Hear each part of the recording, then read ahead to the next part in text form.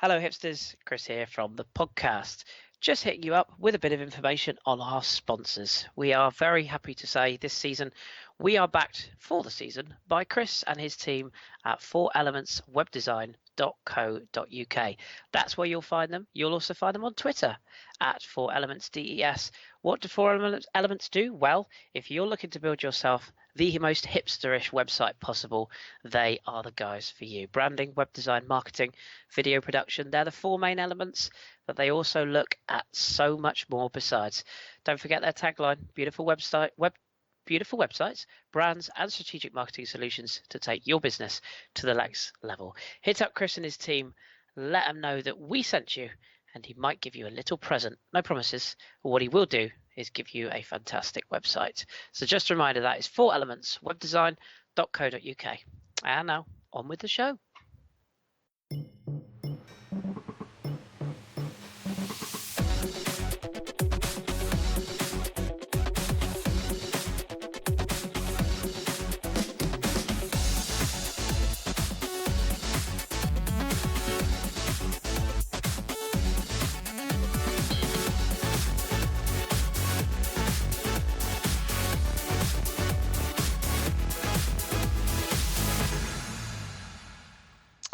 Hello and welcome back to the Football Hipsters podcast. Just when you thought we'd done one podcast and then disappeared all over again, we're back. A day late, so apologies, listeners. But as we say on every podcast seemingly at the moment, life gets in the way. But we are back to talk football from at home and indeed abroad. This show is going to be a little bit themed FA Cupward, if you will, because we haven't really talked FA Cup much this season.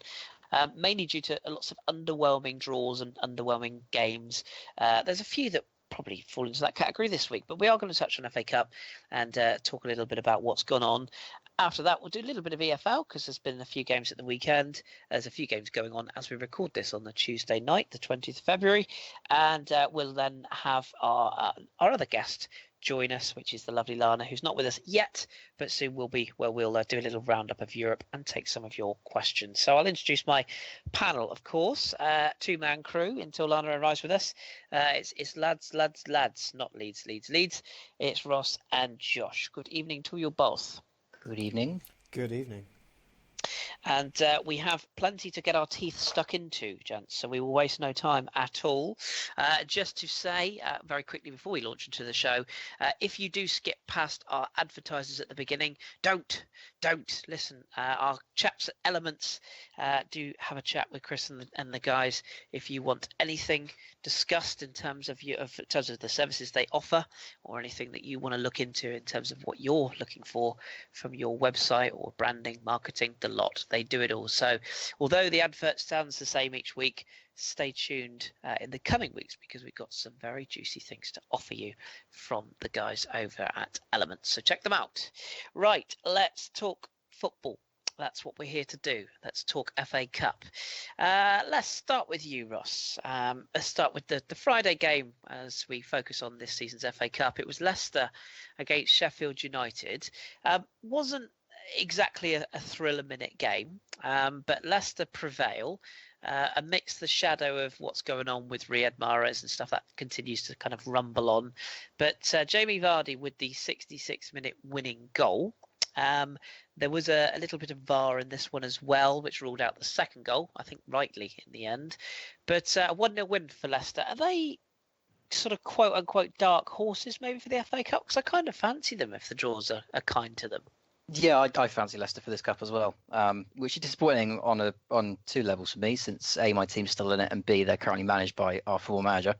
But I think Clubwell has got them, I don't want to say ticking on or firing all cylinders just yet, but his time at Nice was certainly a lot more impressive than it was at Southampton. But I think that's partly because we didn't have the squad that he needed, and Leicester certainly does. I think a guy like Jamie Vardy excels in Clubwell style far more than someone like Charlie Austin, for example, did, or Manolo Gabbiadini. And I think that his style meshes well with those players. And I also think that he, as a manager, has got a style that works quite well for the cup because he is quite defensive, but he can just spring load on the counter attack, and it's certainly done them some big favours so far. And I like the look of Leicester in this cup competition. I thought Sheffield United would give them a very good test of their cup mettle in this round, and they certainly did. But they came through it. They didn't look too bad. And Jamie Vardy, as a Sheffield Wednesday fan, would have obviously loved his goal. So, yeah, I completely agree. I think Leicester are quote unquote dark horses for this, although there is still some big names still to go through if they want to win it.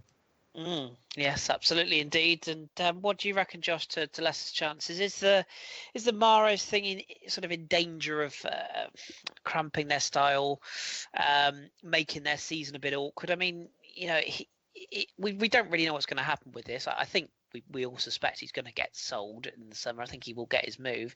He did actually play this game. He started and was substituted very late on for Matty James.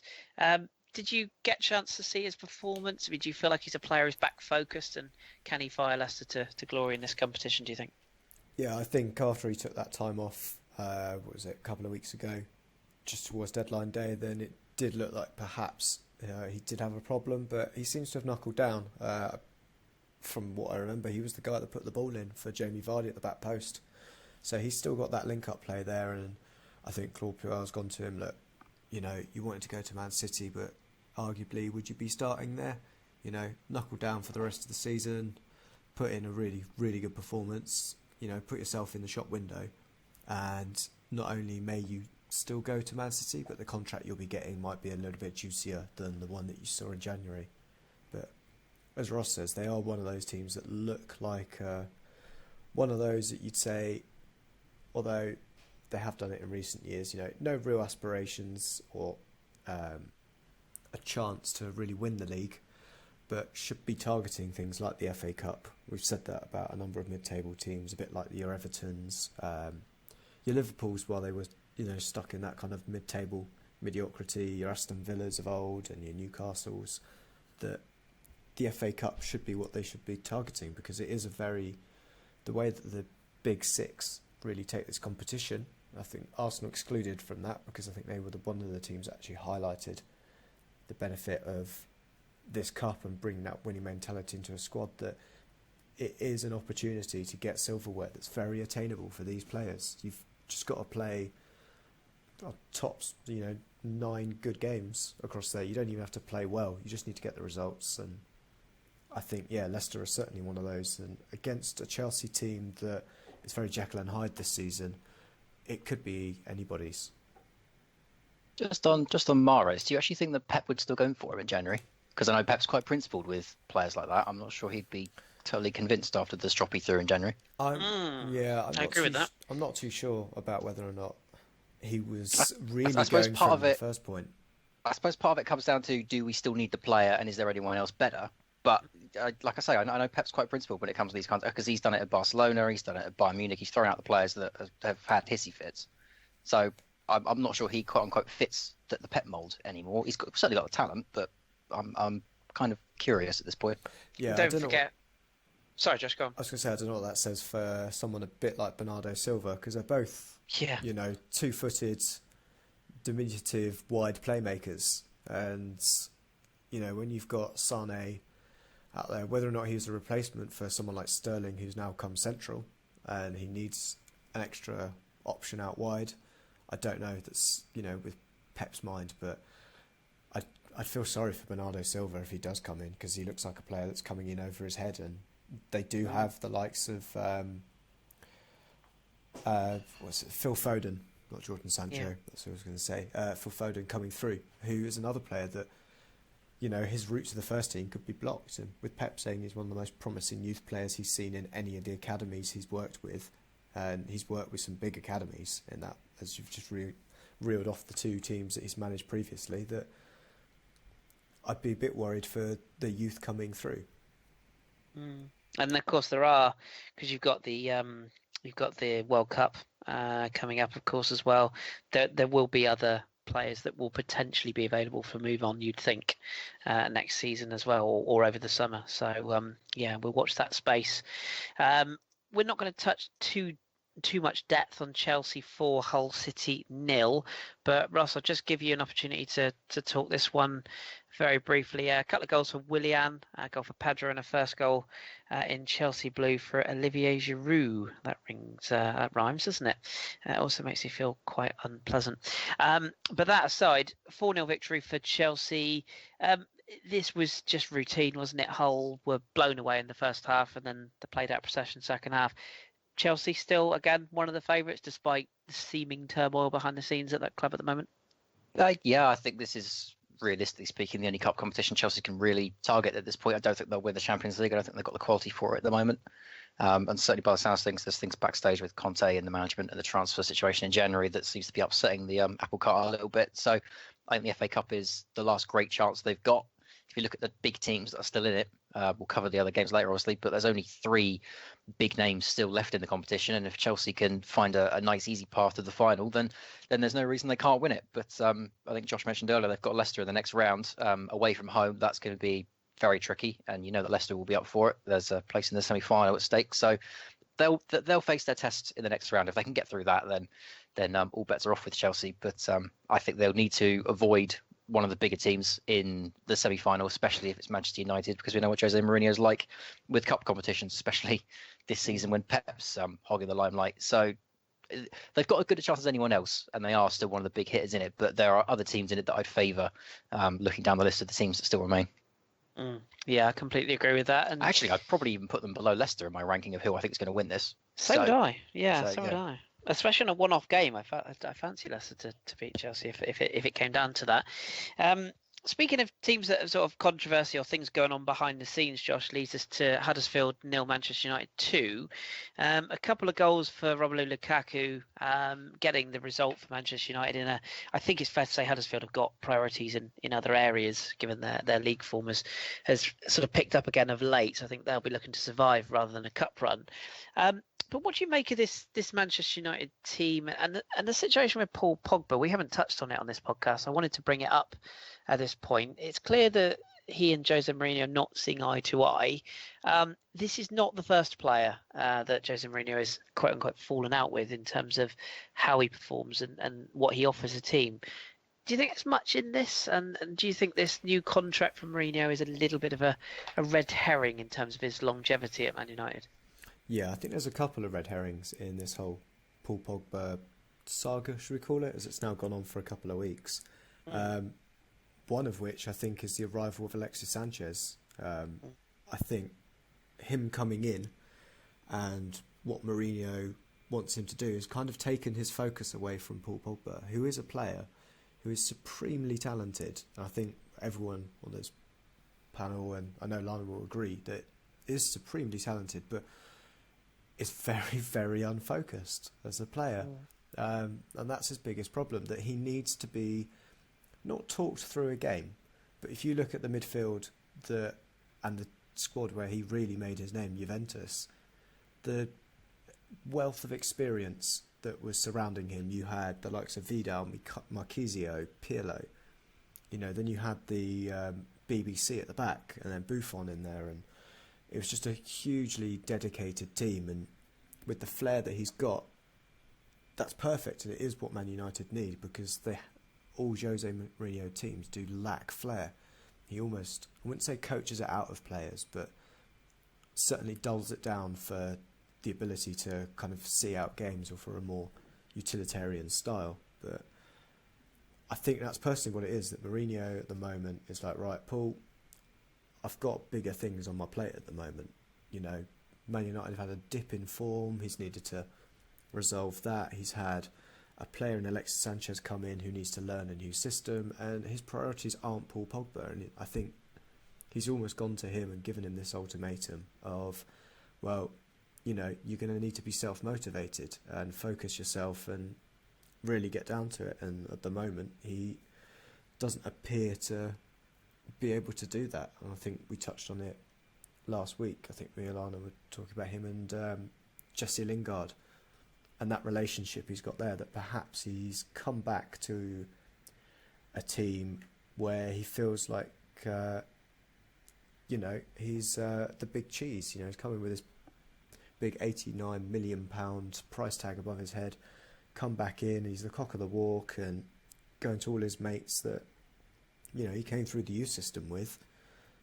Look at me, I've got my gold hair now, and I don't want to bring it down to things like that, but you know what I mean? It's that whole persona and ego around him that I think is getting in the way of things, and there's no one in that dressing room who can say to him and just take him to one side and say, mate, stop being a bit of a knob and buck up your ideas. There isn't anyone in that dressing room at all. I don't think there's any figure that would be doing that to him, because they've all known him since he was a kid, and they're just going, well, he's just come back in. We had the same issue at Arsenal with Chesney.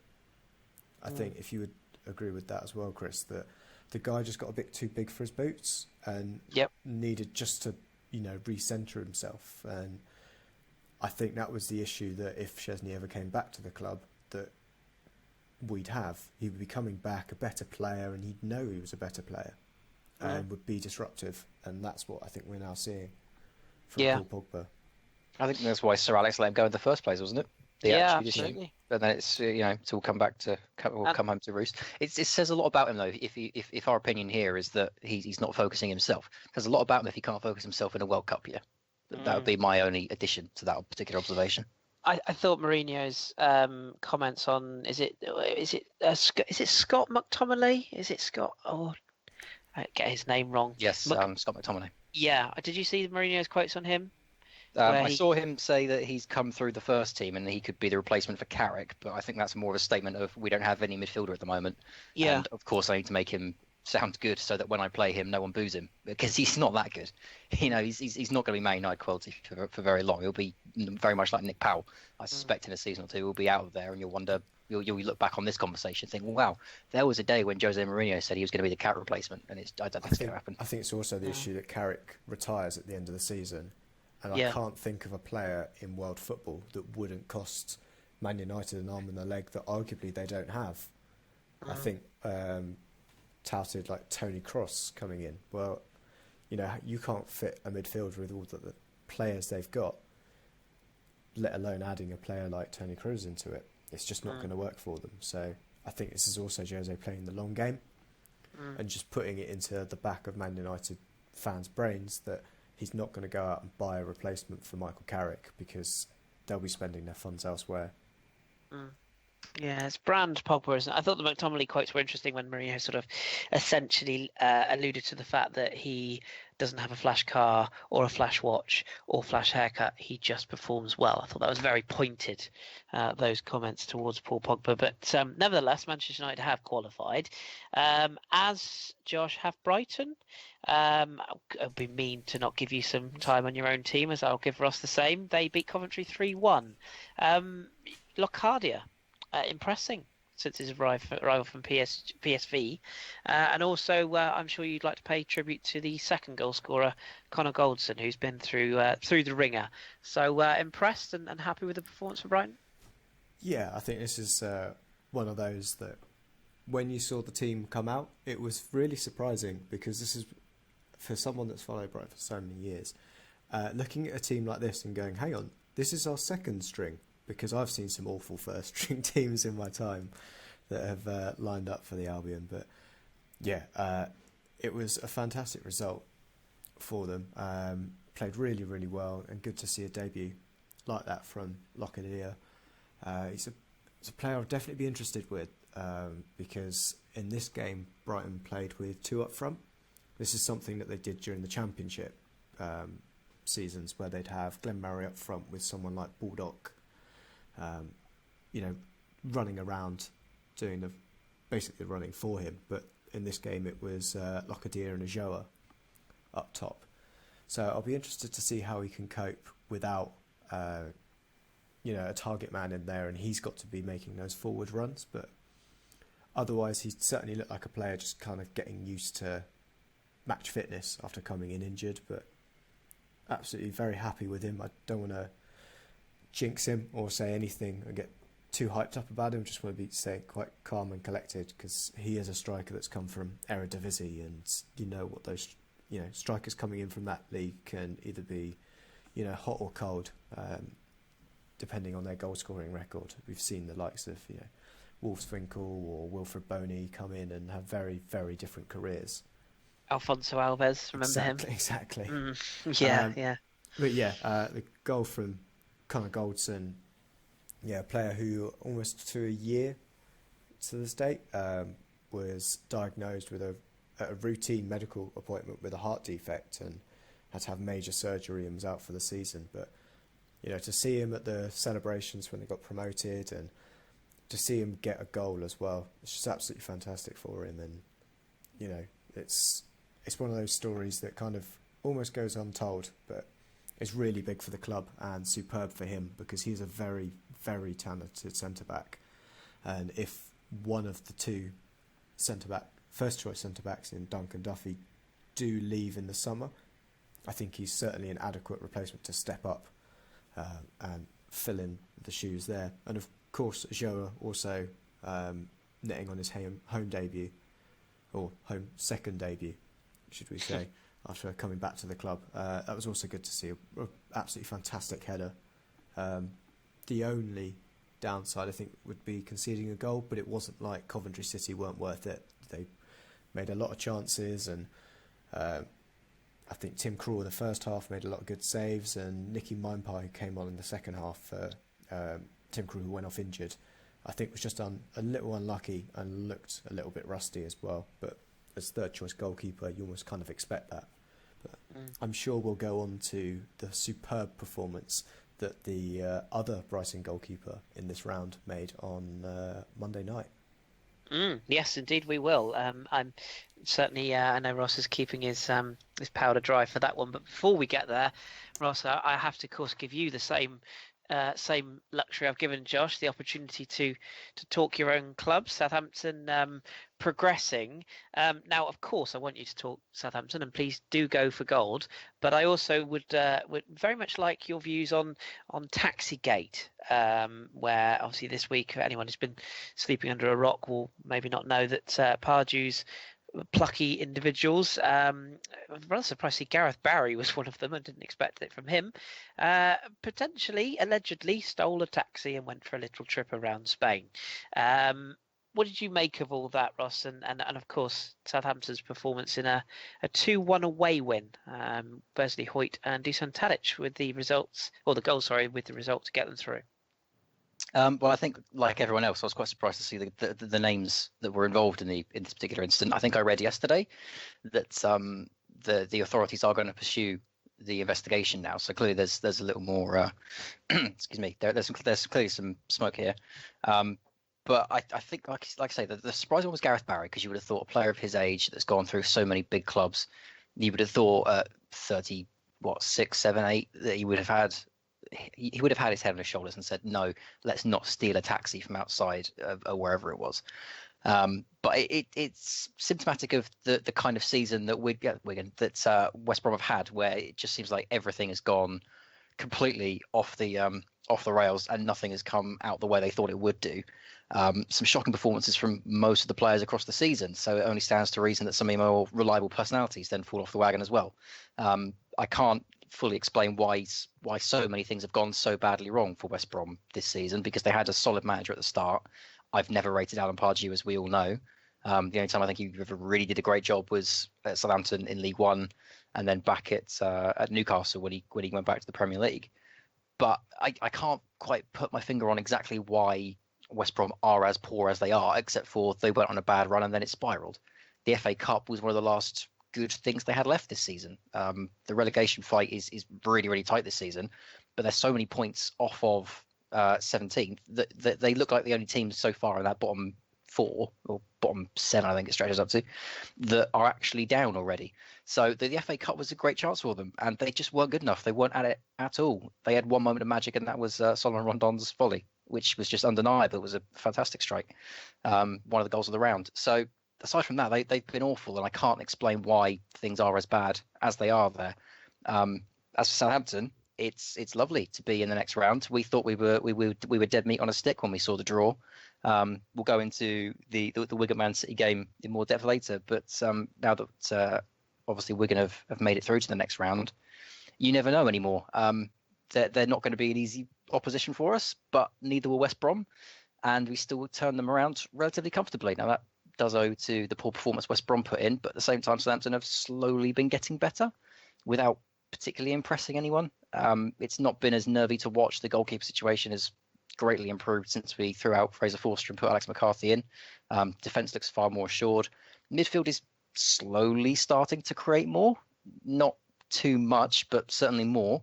And now we just need a striker to put the ball in the back of the net. And Carrillo is slowly bedding himself in. I think he's certainly linking up the play between the midfield and the attack a little easier for us.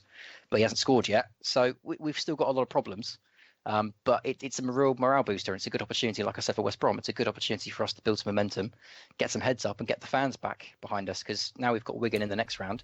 We're only one game away from Wembley, and this year it could mean a hell of a lot more than it did last year, because we could potentially be going down if we're not careful. So it's an important run, and I was disappointed to see the draw and think, oh, good Lord, it's going to be Man City, and they're going to hit us for 4, and then we're going to be in trouble midway through a really important run in the league. But now that we've got this win, now that we've got Wigan in the next round, you never know. It could be the catalyst that keeps us up this season. Can we just talk about that Rondon goal as well? Yes, because of course can. That was an absolutely superb goal. I can't think who plays the pass. Is it Hegazi?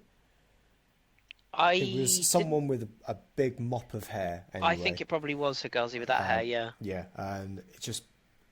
I'm trying to think who to liken it to. Somewhere between the... It reminds me a little bit of the Van Persie one. Yeah, I thought that, or the... who was the Fulham... the fullback, Kasami. Yeah, that was it. Kasami. He's a winger, wasn't he, for them? Against Palace, wasn't it? Yeah, it was one of those two there. Absolute rocket over the shoulder. I think there was nothing that McCarthy could do with that. Who did pull off some absolutely fantastic saves in that game as well. A couple that goal line technology had to just confirm that he'd managed to keep out. One of them almost Seaman against Sheffield United kind of standard. Yeah. Hooking it off the line. And that was the save. I remember that distinctly, actually, in the old gold 02 shirts. That was Old Trafford, wasn't it? Yeah, I do remember that one well. But yes, very well done to Southampton. Probably less said about Swansea 0, Sheffield Wednesday 0, or Sheffield Wednesday 0, Swansea 0 the better. The Carvalhal derby. I think it'd be fair to say Swansea are probably going to be favourites to progress in that replay, but we shall see. Josh, I'm going to give you the benefit of Rochdale 2, Tottenham 2, which was one of the other games, or one left to cover after this. Henderson putting Rochdale in front, Lucas Moura on his full debut for Spurs levelling. Harry Kane seemingly had won the game for Spurs. Another exaggerated fall from one D Ali. I think there was probably enough contact for it to be a penalty, but I have a feeling Mr. Ali is very soon going to not get a legitimate penalty because of his antics, shall we say. I'll leave it there at the risk of being too biased on my views. But nevertheless, Harry Kane converted the penalty, seemed to be all going according to plan. And then Steve Davis, described by his manager Keith Hill as the most natural finisher at the club, popped up in the 90-plus minute and fired Rochdale to Wembley for a replay. Just good result all round this, really, wasn't it, Josh, for Rochdale's point of view? Yeah, definitely. This was, I think, until yesterday evening's events, the almost giant killing that we saw, because I think it was one of those that was, not really seen. You would have seen that Tottenham should be getting past a team like this, especially with the quality that they've got in the squad. They struggled against Newport as well, another lower league side. I'll have to get my teeth in for that bit.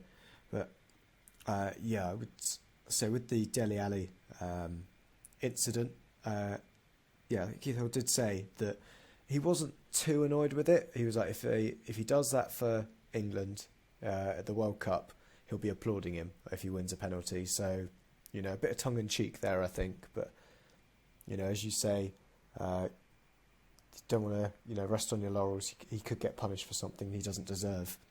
But otherwise, I think, absolutely fantastic for the Rochdale players. And I think it's also something to do with that incentive that, a lot of these sides, the lower league sides that Tottenham are drawing, they're drawing them at home, or away, I should say, initially. And that's a huge incentive for these lower league teams to get that day out at Wembley that playing Tottenham away gives you. So I think that's why they're finding this run a lot tougher than perhaps other sides. Something pot of gold at the end of the rainbow. Absolutely. That's with the interviews with all the Rochdale players. It's exactly what they're saying. You know, it's as a child, it was their dream to play at Wembley, and yes, they haven't got there in a final, or you know, there's various other avenues they could get there through the Johnson's Pate Trophy is one of them.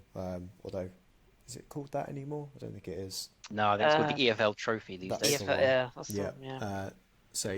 There is options to play at Wembley, but you know, there's going to be a big crowd there to see them, and it's fantastic for the club as well as for the players that will be stepping out there. And I think Newport County did exactly the same in the previous round, and I think it will be very interesting to see who comes out of this, and it also will incentivise the team that comes through from the replay, because they've drawn the two replay games together.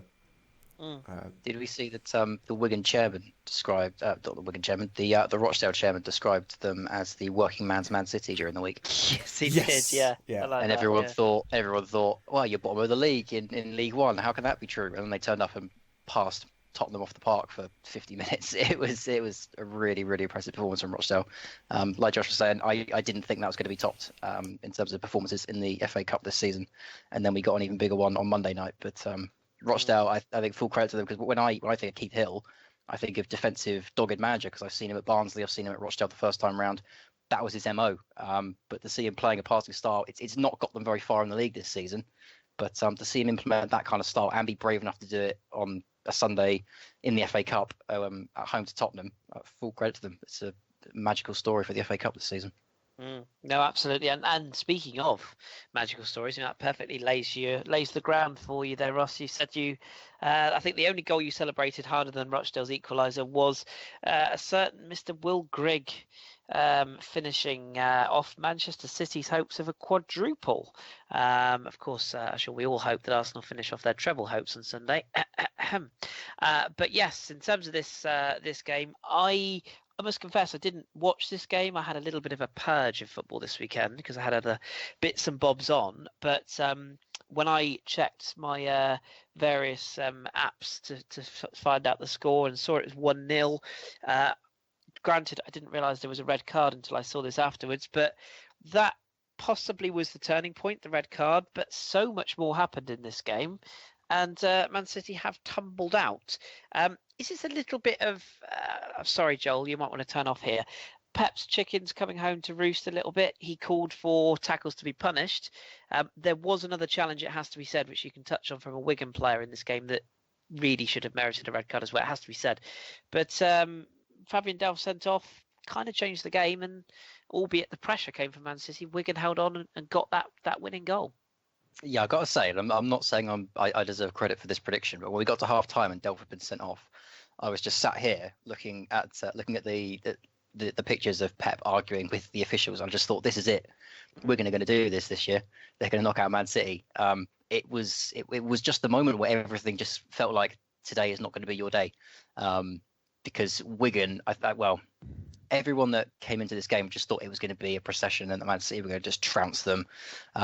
But I think if you've watched Wigan against Bournemouth and West Ham in the FA Cup so far, or if you've seen them at all this season, even if you've just seen where they are in the division this year, you'll know that they are more than impressive, especially for a League One unit. They're very, very good at what they do. Paul Cook is a manager that can certainly set up a team to defend, but he's also open-minded enough to go out and attack. And I think he proved his tactical nous in this game as well, because I think it's not often I say this or anyone gets the chance to say it, but I think he outthought Pep in this game. I thought Pep thought he could just carry on the way he normally does, which is fine. That's his style. He has his format. He plays to it. But I don't think he made the kind of necessary changes that he normally does for a game. I'd say that's symptomatic of all the games he's played against lower league opposition so far this season, because Wolves drew with them back in October. Bristol City almost knocked them out of the Carabao Cup. I know he did get around them in the end, but they pushed them quite close. They've now had this fixture with Wigan. Cardiff pushed them around for a little while until they got the first goal. So I think Pep underestimated them. I don't think Pep planned for them. I thought that the quality that Man City had, he assumed would just take them through. it wasn't to be, because Paul Cook had clearly done his homework. He'd done all the research he needed. He kept Wigan moving between 3 or 4 different formations. 1 minute they were 5 at the back, and they were 4, then they were 3. They probed around the pitch very well. They continually changed the formation to make sure that City didn't get into a passing rhythm, so they knew which areas they could probe and which areas they could get into. They moved players around the field. They pushed up high when the ball was around midfield. They put pressure on the back line, and ultimately that's where the goal came from in the second half. I can't speak high enough of Wigan in that game. They absolutely 100% fully deserved to win that fixture. I know Pep has said in the post-match that Manchester City played very well. Wigan only had 1 shot on target and all the rest of it. But go back and watch that for 90 minutes and tell me that Wigan didn't deserve it. Man City played the better stuff, but Wigan were just so good. So good defensively and tactically. They just had their number all fixture long, and there wasn't a single moment in that game where I thought, man, Wigan might lose this, or I think you're in here. They just looked so composed and so familiar with Manchester City. It was almost scary. I can't honestly go too much into my own personal feelings on Pep and how nice it is to see the quadruple go and all the rest of it, because I don't think that's particularly fair. I think Pep will be very happy with the way they played, but for what it means for the FA Cup, and in terms of giant killings in the FA Cup, that's almost inarguably the greatest, if not one of. Certainly the best I've seen since I've watched football. You just can't speak high enough of it. You just list off the sheer amount of teams that have played against Manchester City this season and thought, yeah, we've got them this time, and then just couldn't get around them. And then you see lowly Wigan of League One just outthinking them, outplaying them for 90 solid minutes and completely deserving the result. It was just absolutely fantastic. That's exactly what the FA Cup is all about. Yeah, well said. Well said. A massive result for Wigan, and as we said, or as you sort of touched on, Pep sort of certainly not a happy chappy in terms of the footage that was leaked at half-time, and subsequently Sergio Aguero could be subject to an FA ban for striking a supporter on the pitch, albeit under provocation. There's a bit more about that now, isn't there? Apparently a fan spat in his ear. Yes, that's the talk. Obviously is quite insightful, and I wouldn't blame Aguero for reacting to that. No. But one thing I didn't like is Manchester City have now accused Wigan of poor stewardship and saying stewards should have done more to prevent the pitch invasion. And I'm sorry, but you can't say that in the FA Cup. It doesn't work like that. When League One Wigan have just knocked out the champions-elect Manchester City, who have only lost twice this season in Europe and once in the league. You can't tell me that Wigan fans are not allowed to storm their pitch, because if that was Manchester City and the roles were reversed, they would have been all over that field as well. So yes, some of the fans took it too far, but I don't like this idea of Man City now trying to punish Wigan for laying their fans on the field. It's another one of those instances where I just think, what are you doing? This is one of the reasons I'm not keen on Pep. It's just you can't keep pushing this. I mean, it probably doesn't even come from Pep. He was probably fine with it, but it's just another one of those. One of Pep's clubs now bullying the little leagues. It just really rubbed me the wrong way. But no, I can't speak high enough of Wigan. They fully deserve their day. Yeah, well said. And I mean, Pep Guardiola is, I'm sure he's big enough and old enough to look after himself. I did just think it was somewhat ironic that I think that's Man City's 9th red card of the season. I don't know how many of those are tackles, I have to be honest with you, but I did think it's somewhat poetic justice that the time when one of his players is sent off for a terrible challenge, it ends up in ending the quadruple hopes. But nevertheless, Man City do tumble. Josh, where does that leave us in terms of the draw for the what is now the quarterfinals? I think I'm right in saying. Yeah, so that leaves us with the 2 replays that we've got going on.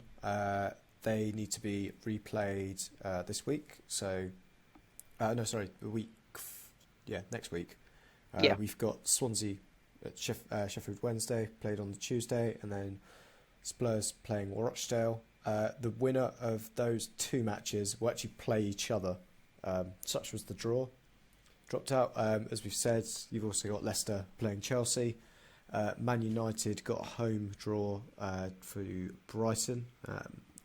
Not too sure about that one. Depends which Man United turn up, but I think I don't want to say that result's nailed on, because I want to have some form of hope. And finally, Wigan have got a home draw with Southampton. Should also be said. Sorry, go on, Josh. I was going to say those are played on the weekend of Saturday the 17th of March, but it hasn't been decided yet where those games are going to be, or when those games are going to be played, and who's going to televise them, but I imagine they'll be staggered across that weekend. Yeah. Should also be said that you've got Rochdale versus Wigan in League One on Saturday, which could be the FA Cup final. Yes, indeed. Yeah, that is quite the thought. Are we all going to call a winner? I mean, I'm happy to stick with Leicester. I don't base that on anything massively direct. I just have a feeling that it could be their year, and nobody's gonna expect me to come on here and say that Man United, Chelsea, or Spurs are going to win it, because frankly that would make me rather sad. So I'm going to go with Leicester. Anybody got any different? I think Ross, you're sticking with Leicester as well. I have a funny feeling Josh and I are both going to say the same thing, which is that my team is still in it, so I'm going to say Southampton. But if they weren't in it, my heart would say Leicester. Okay. Ooh. You going to say that, Josh? No, I'm going to try. I'm going to try and jinx a team, like I did with Daniel Sturridge last week. Jinx away. The famous Josh Jinx. This is, yeah. Man United are going to win it. Okay. I think with Jose at the helm. And the league is fundamentally out of grasp, and he can't go the season without, not really winning anything. So I think he's going to start putting a lot of effort into this game, really. And I think by that point in March, they'll know what their Champions League route looks like, and I don't think it'll be promising. So I think this is where he's going to go for everything. In theory, in the league, they should be able to push on and achieve second, but I think with Man City have basically got first wrapped up. I think this is the only option for Man United getting silverware, so I think Jose's going to absolutely put all of his effort into winning this. Okay. Can I also just say, just to placate some of the people that think I'd still hate Pep? I don't. I just have ideological issues. Can I also just say on that point, though, for Man City, that I think it speaks volumes to just how awesome they've been this season, that suddenly it's a relief to see them go out, because they were nailed on for this FA Cup like they were nailed on for everything else this season. And now they've gone out, it just seems like the entire field is opened, and it feels like the FA Cup's just been completely renewed. So, I do want to tip my hat to just the sheer dominance of City this season. And if Joel's listening, Joel, I still love you. One day we will have this great debate on this podcast, I'm sure, about Pep. I'm sure everyone's itching to hear that. But yes, no, I completely agree with you. And as I say, the FA, as you both said there, the FA Cup is still alive and well, despite having a few big guns still in the competition. Right, that's kind of our FA Cup fragrant? That's not the word I was looking for. Flavour to the podcast is where I was meaning to go with that. So we're now going to kind of transition into a little bit of the other bits and bobs from in and around Europe and at home. So no Premier League games this weekend. However, there was and is currently some EFL going on in and around the Championship Leagues 1 and 2. So, Josh, I will hand over to you and let you and Ross do some talking. Thank you very much. So, where should we start? We should start with the weekend, I think, and kind of group these all together. But looking at current scores and results from the weekend, I think Sunderland, would you agree, Ross, looking dire straits, and conversely Brentford look to be doing really well at the moment with a 2-0 away win for Brentford away to Sunderland. Can they really turn this around, Sunderland, or do you think this is nailed on? The club went up for sale this week, I think, asking price of 50 million quid, or a quarter of an Neymar. Yeah, those who like to do conversions. But what do you reckon to Chris Coleman's job? I think Chris Coleman has done as good as he can do with this job. I don't think anyone was going to actually turn them around. But yeah, I think it was very telling that Chris Coleman was in his press conference this week saying that the chairman Ellis Short had lost his passion for football when they were, up for sale, and he just wanted to get them gone and all this kind of stuff. It speaks to the depth of the rot currently at Sunderland, where even the chairman has just thrown up his hands and said, I've had enough of this. I can't take this anymore. 50 million for a club the size of Sunderland is actually quite a decent deal. I know none of us here could afford it, but it's not a bad deal for a club as big as Sunderland are, and with the potential of Sunderland, given the near neighbours and the passionate fan base and all the rest of it. they need some TLC. They need someone to come in there with not oodles of, well, of course, if they had oodles of money, that would be brilliant. But they just need someone to come in there that can straighten the ship a little bit, that can bring in a couple of extra players, that can just get them to a point where they can start looking forward to playing football again. And if they go down to League One and Chris Coleman is still there, which I don't think he will be, I think even though this will have quote unquote damaged his reputation, I don't think it'll have damaged it to the point of not being able to get another job in the Championship, for example. I think if he does stay there, he'll probably get them back up if there's enough money to change a handful of players in the first team. But no, I think at this point, I think they're dead meat. I don't see any redeeming quality about the Sunderland side at the moment, except for if they can get the chairman to sell up and to get some money in for the summer. Yeah, definitely. Do you want to go on about Brentford as well? They're currently 4-0 up against Birmingham City, and also with the team that put Sunderland to the sword. Do you think they've got a fight for promotion? Yeah, I mean, we say this every season that there's always one team that will build up some momentum from absolutely nowhere and make a storm for it. It seems at the moment like it's going to be Preston that are going to do that. They are unbeaten in, I think it's 5, 6, 7 games. I can't remember now. But Preston are on a very good run. Bristol City is still in and around. Fulham have certainly got their charge going, but I think they've done it early enough to not be considered, quote unquote, that team that gets on a run. So I still think there's room for one more, and I think Leeds have fallen off too far. I think Middlesbrough are still in a bit of growing pains from the Tony Pulis takeover, and I think Sheffield Wednesday have just kind of lost the momentum they had at the start of the year. So if Brentford can keep the momentum up, then why not? And if they're going to be putting however many past Birmingham tonight, it could be 6 or 7 by the time that game is over. If they can get a massive result tonight against a struggling Birmingham side, it's so easy in the Championship just to get one result and then it balloons onto another and another and another. So there's absolutely no reason Brentford couldn't be aiming for 6th, but 6th is just about the maximum any team can hope to be looking for if they're outside of maybe like the top 8 at this point in the season, just because the momentum starts to build so quickly and the games come so thick and fast. You really need to get on that train at the end of February if you're going to try and sneak in. So there's always one, and I think this year Brentford have got good a shout as any. Yeah, definitely. As you said, Preston, they drew with high-flying Wolves 1-0 at the weekend. I think that's Wolves are slightly slowing down at the moment for their previous results. Perhaps the league hasn't proved as much competition as they'd previously hoped, and they're still 11 points clear at the moment, and only lost 1 in their last 5. So overall, doing really well. Other team I wanted to also ask you about, Millwall. So they came up last season from League One and are sitting in 11th as we speak on the live table with games occurring at the moment. Unbeaten in the last 5. Did you expect Millwall to be doing so well? Because 11th on 45 points, they're, for Championship standards, 16 points off relegation. That's quite a healthy position to be in. Yeah, absolutely. I think the thing with Millwall is they already have a reputation of being quite dogged and aggressive, but in the Championship, that kind of style really plays to your strengths if you haven't got the kind of quality that a Wolves do, or a Cardiff, or an Aston Villa, or a Derby do.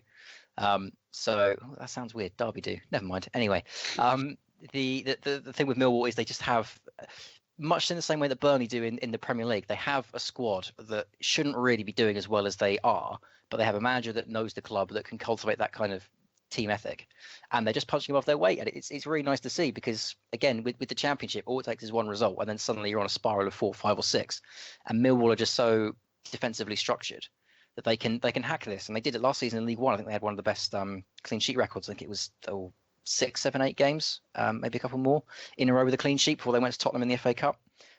So they've been working on this for 2 seasons now under the manager, and I think it's really nice to see. It's quite rewarding to see a club like Millwall, who have managed to survive in a Championship season which has been so dominated by your teams like Wolves that have just been so good offensively. I mean, even teams at the bottom of the league are quite good offensively. When you look at the likes of Sheffield Wednesday, Nottingham Forest, QPR, Hull City, have got some good attackers, Barnsley when they're on their day. There's some good attacking quality across the division. It's really nice to see a club like Millwall, who haven't got that kind of quality, punching above their weight, imagine to get all the way up to 14th, and at this point look completely safe. Yeah, definitely. One last team I want to go through on the Championship, but I'll give you a choice between the two. Team that's in 21st and at time of playing 22nd. Hull City or Burton Albion. Burton are currently 2-0 up against Barnsley. If they go through with that, they are level on points with Hull City, who are currently 3-1 down to Middlesbrough. Pick one of those teams because, you know, one of them's a falling giant and the other one's a minnow crawling themselves back up the league. Yeah, I don't really know who to pick because they're both good stories actually. And just on the relegation fight, as we're talking, Bolton Wanderers up 1-0 on Sunderland as well, and I'd like to say Burton 2-0 up on Barnsley. That's quite a lot of shake up at the bottom of the division. I'll go for Burton because I don't think we've actually spoken about Darren Bent going there yet. He went there on loan in January. And there was a really lovely story that in 2006, Burton Albion were in the conference, and Darren Bent was making his debut for England. And then 10 years later, Burton are in the Championship, and they managed to bag him on loan, which is a lovely moment just to realise how quickly football can change for clubs like Burton Albion. They are the children of the Championship. I don't think anyone wants to see them go down. They are punching so high above their weight, given the standards of the ground and the playing staff. They're just not a Championship team by any measure, except for the fact they managed to get a promotion once upon a time, and they're still here. It would be lovely to see them carry on. But again, this season has been so dominated by attacking talent in the Championship, and the money is starting to pour in now from the Sky TV deal and all the rest of it, that teams like Burton Albion are just becoming so few and far between in this division. And I think eventually they will get dragged under. I hope it's not this season. I love Burton Albion. They're a really nice asset to the Championship, but I look back at Yeovil Town when they came up a few seasons back, and they came up had a pretty good shot at it, but they blew out completely in the Championship, and now they're back in League Two. I hope that doesn't happen to Burton Albion because they're a fantastically run club, and you see managers like Gary Rowett and Jimmy Floyd Hasselbank come through the ranks there. Nigel Clough's there now. They are a lovely, lovely side, Burton Albion, and a great asset to the Championship. So I hope they stay up because they've certainly got enough against the teams around them, but I just fear for them. I think this season may be too much for them, and if it doesn't come this year, I fear it may come next.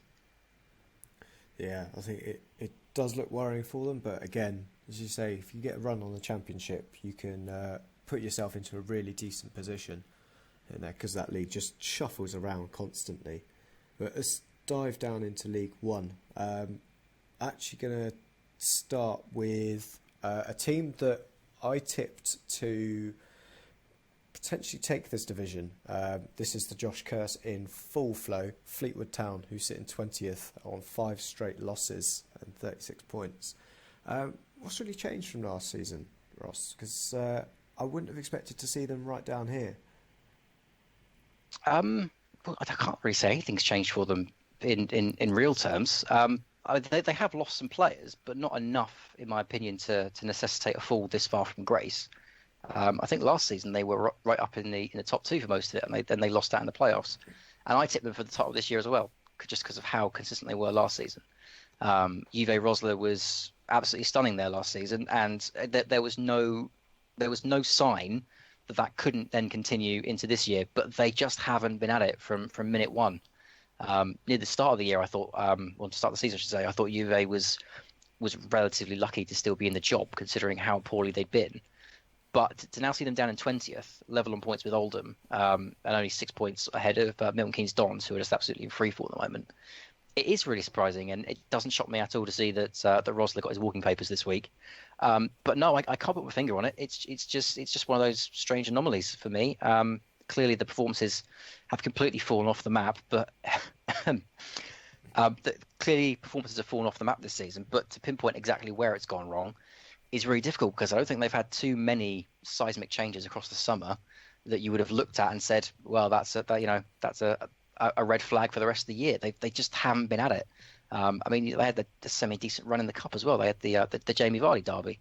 Well, they got some nice publicity and they played quite well in that, but they just haven't been able to replicate it in the league. And like I say, it doesn't shock me whatsoever to see that Rosler's gone, which is a shame because for all the world last season, it looked like he'd found a new home. Yeah, definitely. They are also currently 2-0 down to a team that would probably describe as the most Jekyll and Hyde team I think I've ever seen in League One in Portsmouth.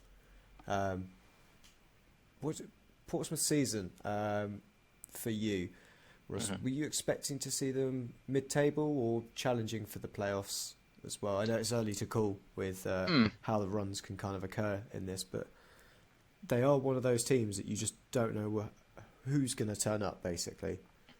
Yeah, I mean, when the season started, they'd just been taken over by Michael Eisner, who is the Disney billionaire who came in, and the plans weren't to pump them full of money like a League One like a League One Manchester City. It was to build from the academy and promote the youth players and restructure the ground because Fratton Park is a very old stadium. It's quite a rustic stadium that I think a lot of English fans like to go and visit. It's one of those that I think managers like Jose Mourinho and Pep Guardiola love about England because everything's just so enclosed. But it's very outdated. It does need some work. So the plan was to use the money in those kinds of areas. It wasn't to pump the team full of loads and loads of new talent, but they certainly brought in some decent players like your Brett Pitmans. And obviously they invested in a decent manager in Kenny Jackett, who's been there, done that in League One with Millwall and with Wolves. So it's at the start of the season, I thought they'd be mid-table. I thought they'd be nearer the bottom half than they would be the top half. But this season they have flirted with the top six, and I listen to a lot of BBC Radio Solent these days because obviously my internet's so poor, and I get to listen to the commentary for Pompey games. And a couple of weeks back they were still saying, we can make these playoffs. We're certainly good enough. We just need to hit a consistent run, and they just can't do it. I wonder if it's just they don't yet have the investment across the back line and in the midfield to maintain games for long enough. But I think with a guy like Kenny Jackett in charge, I think they'll get it right. If not next season and the season after, as long as they just get a little bit more investment from Michael Eisner. He's not going to pump them full of millions and millions, but they just need a couple extra just to make sure that next season they can stem the tide of all these fixtures and they can go the distance. Cool. So League Two, I think should quickly dip in there as well. Couple of teams that I want to pick out from there. I think one of the main ones that we've been targeting, I think, all season. Forest Green Rovers, I would say, are one of the clubs, one of the pod clubs, should we call? One we're keeping an eye out on, the whole vegan team. Forest Green and Benevento are pod clubs. Yeah, exactly. I need someone to go out to Benevento because I've done my bit. I've been to Forest Green. But interesting, they got a 1-1 draw with Morecambe at the weekend. And they've managed to pull themselves out of the relegation zone again. How do you think they're going to continue for the rest of the season, as well as next week where they've got Crawley Town? Yeah, I mean, Forest Green are an interesting one because they've got an owner that's more than happy to throw his money in and to make sure they stay in this division. My friend supports Barrow, who are in the National League, and he was saying that last season the Forest Green Rovers chairman had said, if we don't get up this year, then next year I'm just going to throw all the money I've got at it and we're just going to blast our way up. So he was quite relieved to see them go up last season. So they certainly got the finance to compete if they can just stabilise themselves, and that was the main aim this season, just to make sure they stay up so they can look at where to reinvest as it comes in the coming seasons. I think one of the biggest advantages that Forest Green have got at the moment is that there's just 2 or 3 teams that are just so poor this year. I think Chesterfield have been shockingly poor, even by the standards set last season in League One, and Barnet have just been awful this year. There's been very little to cheer for Barnet all season. So I think Forest Green are benefiting hugely from the fact that there's just so many League Two teams at the moment that are just doing worse than them. But I also think that they've acclimatised quite quickly to a division that I don't think they've ever been in it before, if memory serves. So I think Forest Green, if they can manage to stay up, and at this point I would probably put my hat on it and say that yes, they will. If they can stay up, I think they're going to deserve huge credit for doing so.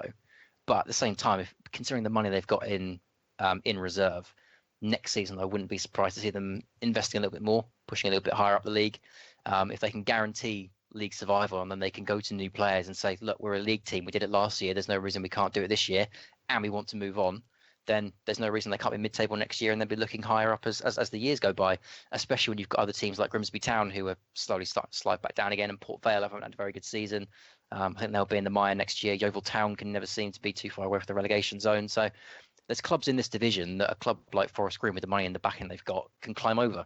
And this season's just a case of preserving their league position. I think they'll do it at this point. Yeah, I think they've got a really good chance from what I saw of them as well. They look like they've got certain players that they can get through the division with, but we'll have to see. And as you say, getting a win or a draw with Morecambe, at least not losing any ground on them, will certainly help them. Another team that I do want to cover as well. Let's go with Wycombe Wanderers. Up there in second at the moment. I think Luton Town didn't play this weekend, but I think overall they did. Playing second fiddle to Luton, who are just flying away with this league and just scoring absolute hatful of goals.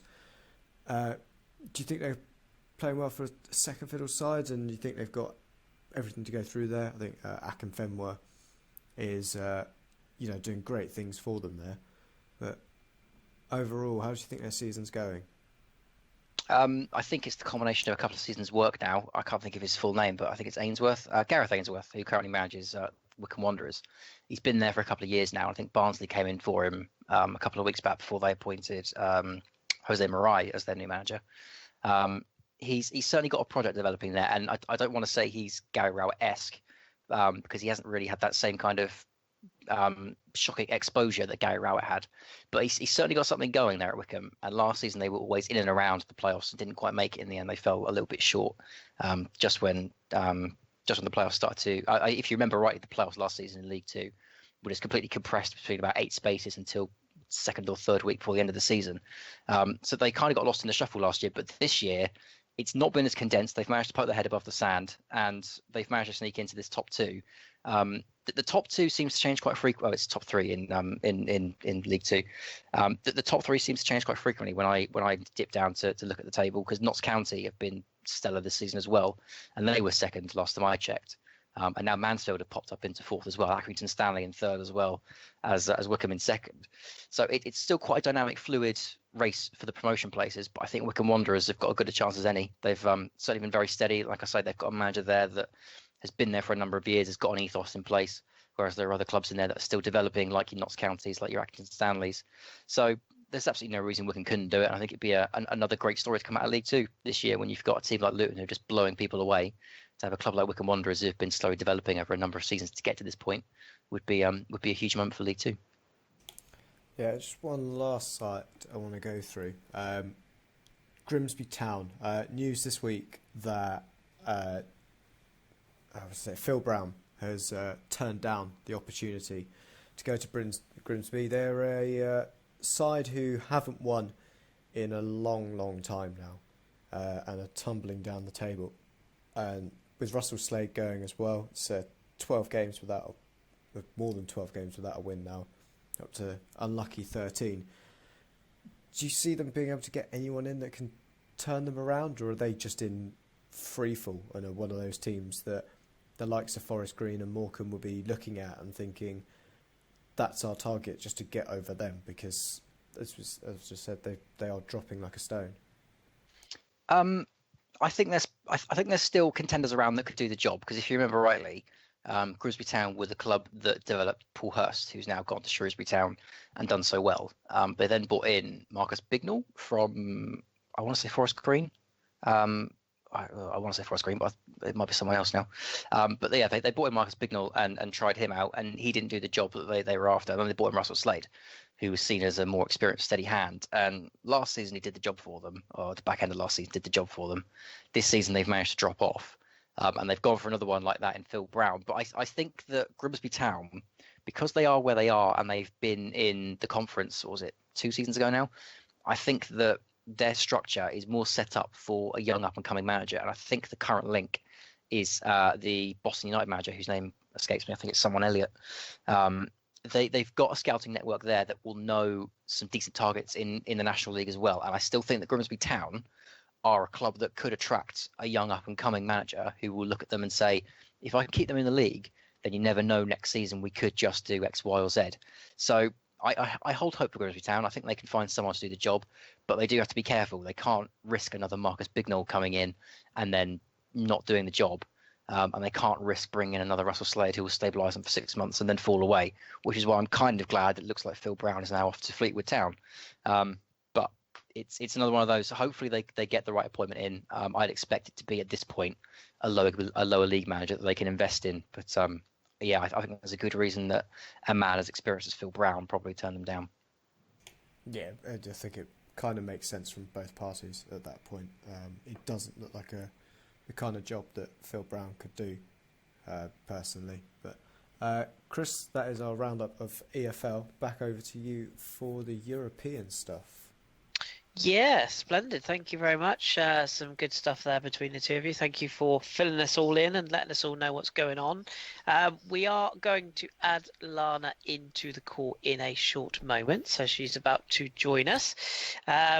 Just before we introduce her, the plan is really just to whip through a lot of Europe this week because, granted, obviously we've had quite a good conversation about the FA Cup in particular. So we'll try and pick up on some of your questions towards the end of the podcast, which will hopefully cover some of the bits we miss out. So I'm going to start my roundup this weekend in Germany because we haven't touched on the Bundesliga for a little while. So the past weekend saw a Friday night game between Mainz and Hertha Berlin. Mainz coming out 2-0 winners there, 2 goals from Quaison, the Swedish player for Mainz in that one. So a really good result that for Mainz. Hertha's season continues to go off a little bit of a cliff. Would that be fair? I don't know. That sounds a bit harsh, but I think it's fairly fair. So I'm going to go with off a cliff.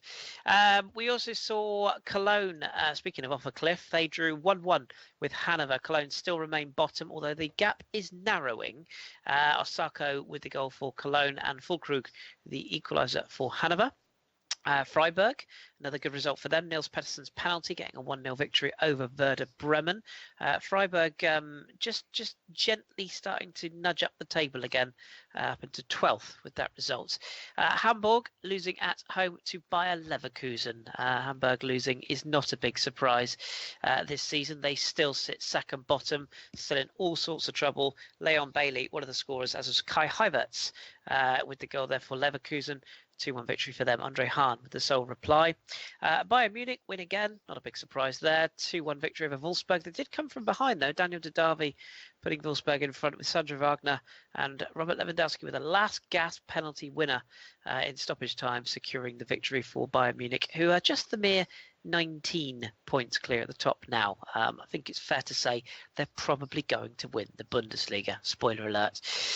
Schalke also continued their good form with a 2-1 victory over Hoffenheim. I say good form. They had 2 defeats on the spin, so that's probably a little bit unfair, but their good season is probably a better way to put it. Carrera and Embolo with the goals there. Kramaric with the reply for Hoffenheim, whose season still is a little bit wonky. They're sitting in 9th. And on the Sunday, Augsburg 0, Stuttgart 1. The winning goal from Mario Gomez, remember him, still going strong. And Borussia Dortmund also with a 1-0 win away at Gladbach. Marco Reus back to fitness for, well, however long that may be. He got the winning goal in 32 minutes, and Dortmund back up into second place for their third straight victory. Excuse me. We also had a very rare Monday night game in the Bundesliga this weekend. It's very rare that happens. RB Leipzig going down 2-1 to the mighty Eagles of Eintracht Frankfurt. Jean-Kevin Augustin with the opener for Leipzig before Timothy Chandler and Kevin Prince Boateng. He's still going strong, getting the winning goal for Eintracht, who pick up the points in that one. All that leaves the table currently with Bayern Munich, as we said, top and now going to be champions. Borussia Dortmund, as we said, back up to second with Eintracht Frankfurt third. Bayer Leverkusen fourth, Leipzig fifth, Schalke sixth, with Hanover, Augsburg, Hoffenheim and Borussia Mönchengladbach making up the top 10. Down at the bottom, however, not so good news for Cologne. Instead, 14 points. 17 points is Hamburg, their next destination, 17th. Mainz, a little bit of a gap then, 23 points to them in the relegation playoff spot, with Werder Bremen, Wolfsburg, Stuttgart and Freiburg all slightly looking over their shoulders up to 12th in the table. So that is what has been going on in Germany. Kris, just before yes. you move on, did you see from the Monday game that the German fans were not too happy about having to be called out on their Monday nights to go and watch their team, with Indeed. them delaying the start with tennis balls, was it? Yes, it appeared to be a sort of a friendly but quite pronounced protest. Would that be fair? I think it's a fair I assessment. think that's the best way to describe it. Yeah, I think that's where we're going to go with. As you quite rightly say, they weren't particularly chuffed with the whole idea of Monday football. Although it was a nice, refreshing change to see German football on a Monday. I quite enjoyed it anyway. But yeah, fair to say the natives were a little restless in terms of that game. Bayern Munich putting Besiktas to the sword tonight as well. Yes, 5-0 in the Champions League. 5-0, yeah. I think a red card for Besiktas early on in the first half probably didn't help their cause. But yeah, fair to say Bayern are very much back on track in terms of European qualification. You'd think they're probably, well, let's be honest, they're through in that tie, aren't they? Right, so that's Germany. We will go into a bit more depth in Germany when we hopefully get a guest on in a few weeks' time. So stay tuned to that one. Let's introduce Lana, shall we? Lana, are you there, my lovely? I'm here. I'm just watching the Barca game. Which has just finished 1-1 for those of you listening in. Again, spoiler alert. Right, Lana, I'm going to let you talk Italy. What has been going on in Serie A this weekend?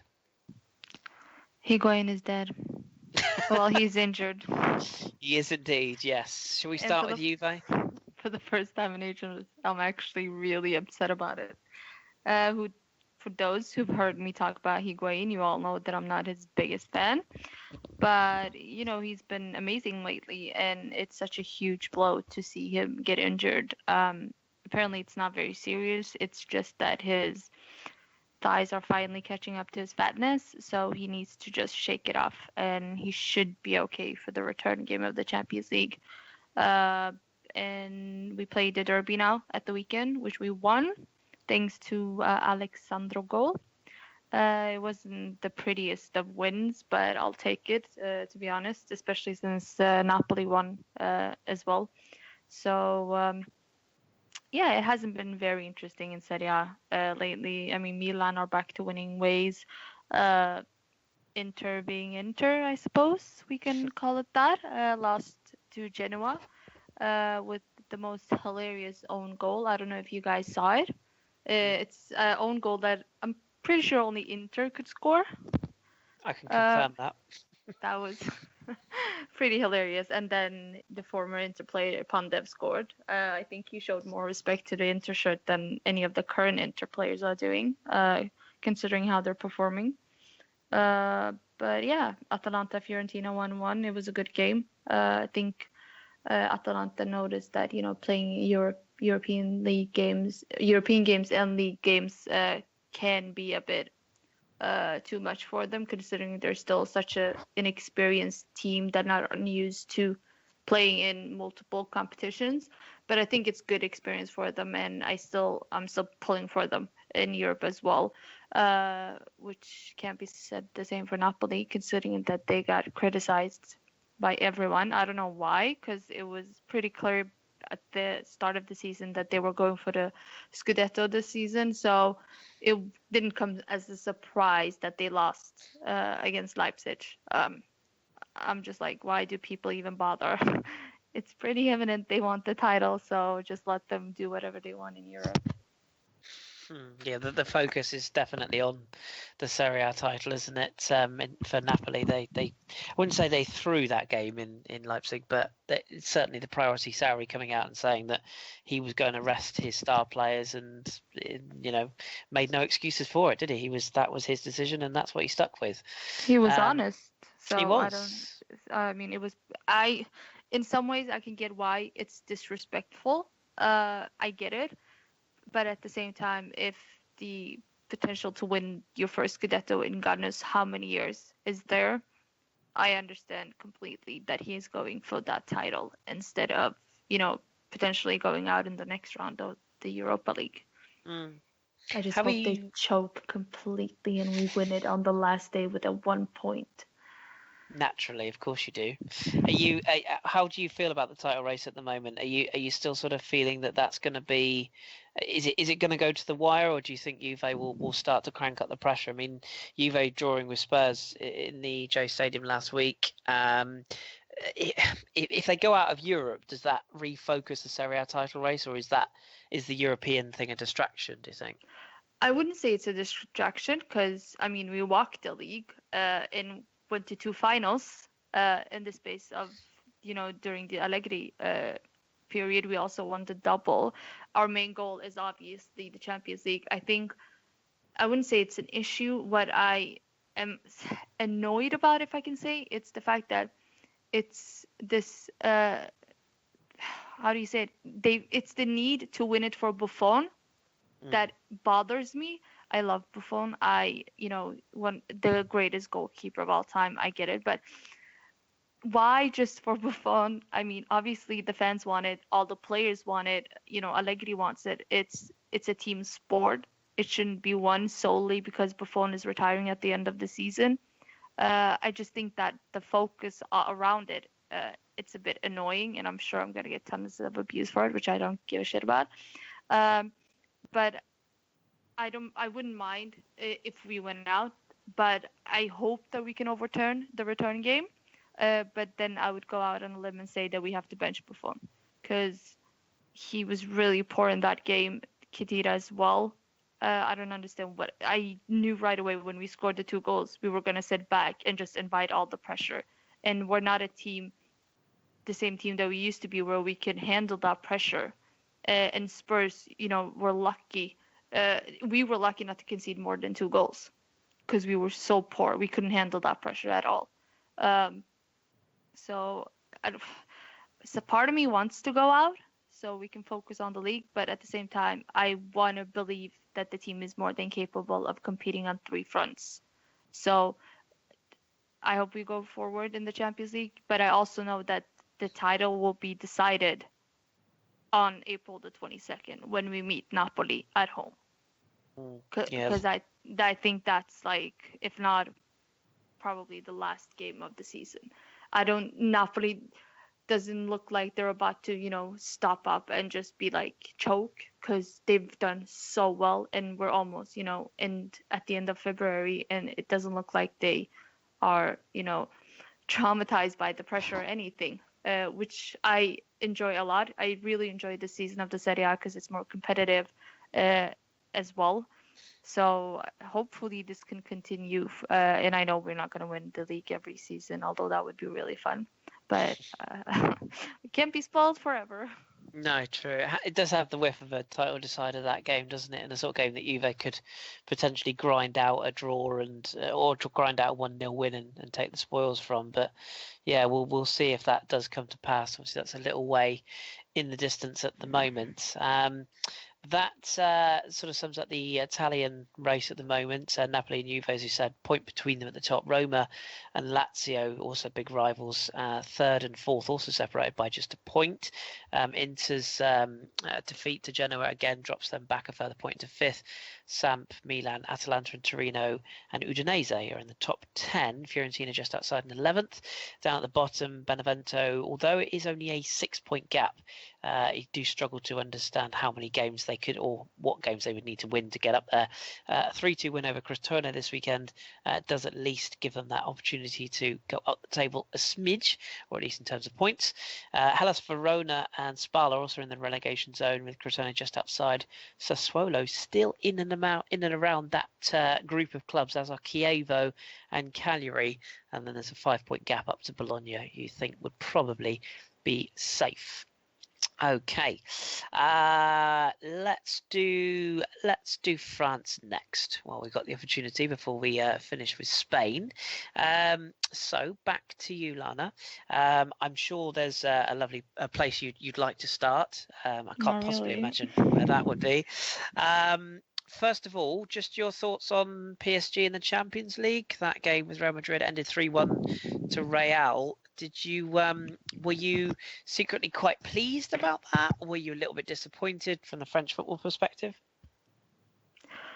We always talk about how we have to cheer for the French clubs, the same in Italy. It just makes me want to vomit, because personally I would never cheer for them.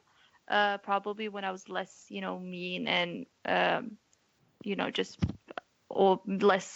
more nicer person, I would have cheered for them. But after, the whole Neymar gate and everything, I've just grown to really dislike them, and the level of arrogance that they have, which I don't get why, because it's not warranted. So I was like, why didn't they score more than 3 goals? Because it was obvious from the beginning, just the whole lineup. Lo Celso, it was too soon for him. He's been good in the league, but then again, he doesn't meet the same opposition that he does in Europe. And it was so obvious that the Madrid team was just a test too large for him. The fact that he dropped Thiago Silva and finally played his best, centre-back pairing was about time. But I think that could be the downfall, because apparently it didn't sit so well with the Brazilians. The fact that he benched Thiago Silva, it didn't sit well with his wife, who just went batshit crazy on Instagram and Snapchat. The same with Di Maria's wife. But it's time for the ladies to just sit back and do their job and let the manager take the decisions. That's my issue, because the club is run by a clown of a president who lets players dictate how a club should be run and not the manager. And we didn't see this with Blanc, because you can say a lot about Blanc, the fact that he messed up in the Champions League, but he knew how to hold on to the egos of the likes of Zlatan, Thiago Motta, Thiago Silva.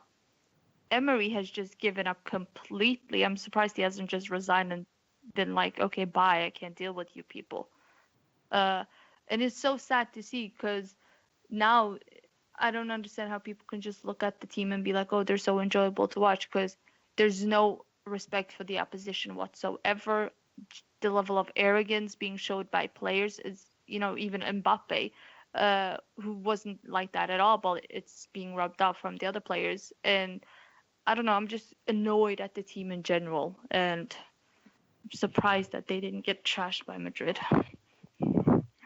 I know a PSG fan, and he was telling me today that he's now finding himself enjoying watching Lyon and Monaco far more than he is PSG, because he just feels so out of touch with PSG at the moment. And I said to him that they're a club that have just lost themselves in pursuit of success. They're just so determined to win this Champions League.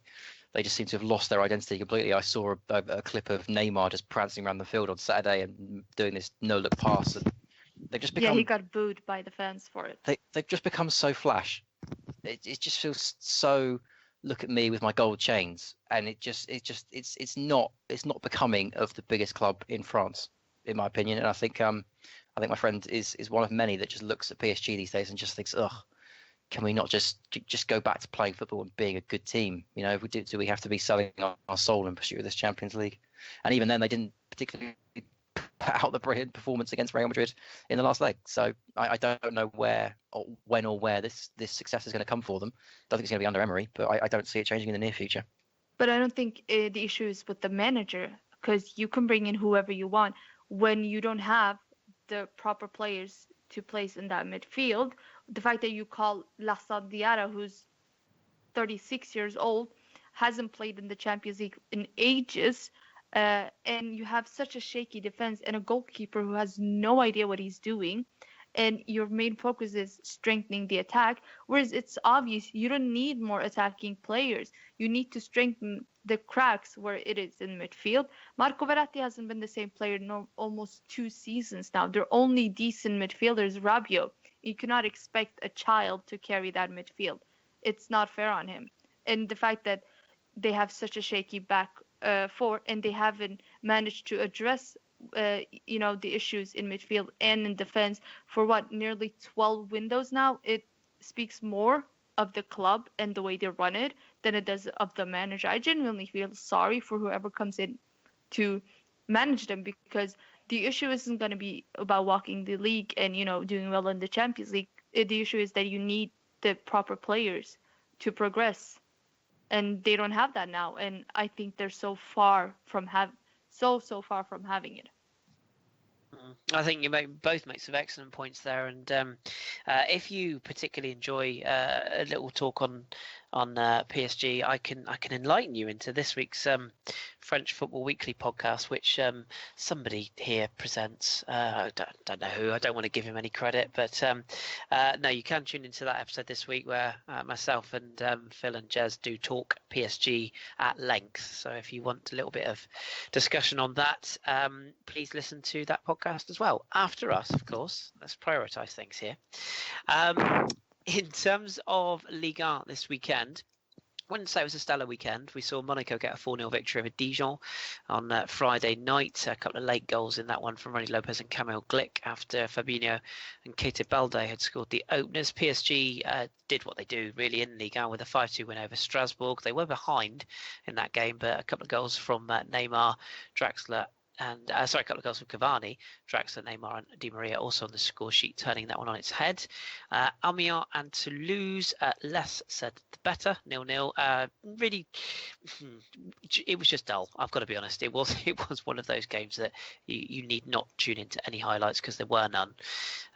St Etienne's Ronald Berich with the winning goal away at Angers, whose season continues to fall apart at the moment. Good result that for St Etienne, though, who are climbing. Caen and Rennes drawing 2-2. Anyone know why this game was particularly interesting? Oh, that's the sound of silence, everybody. It was quite interesting because Caen, despite coming from 2 goals, at one point in time, Diafra Sakho had put Rennes 2-1 up with his 2 goals. They also missed 2 penalties in this game. Ronnie Rodelin and Peters also missing. So 2 penalty misses in this game for Caen, and it ended up as a 2-2 draw. So they will very much look back on it and think, oopsie daisy.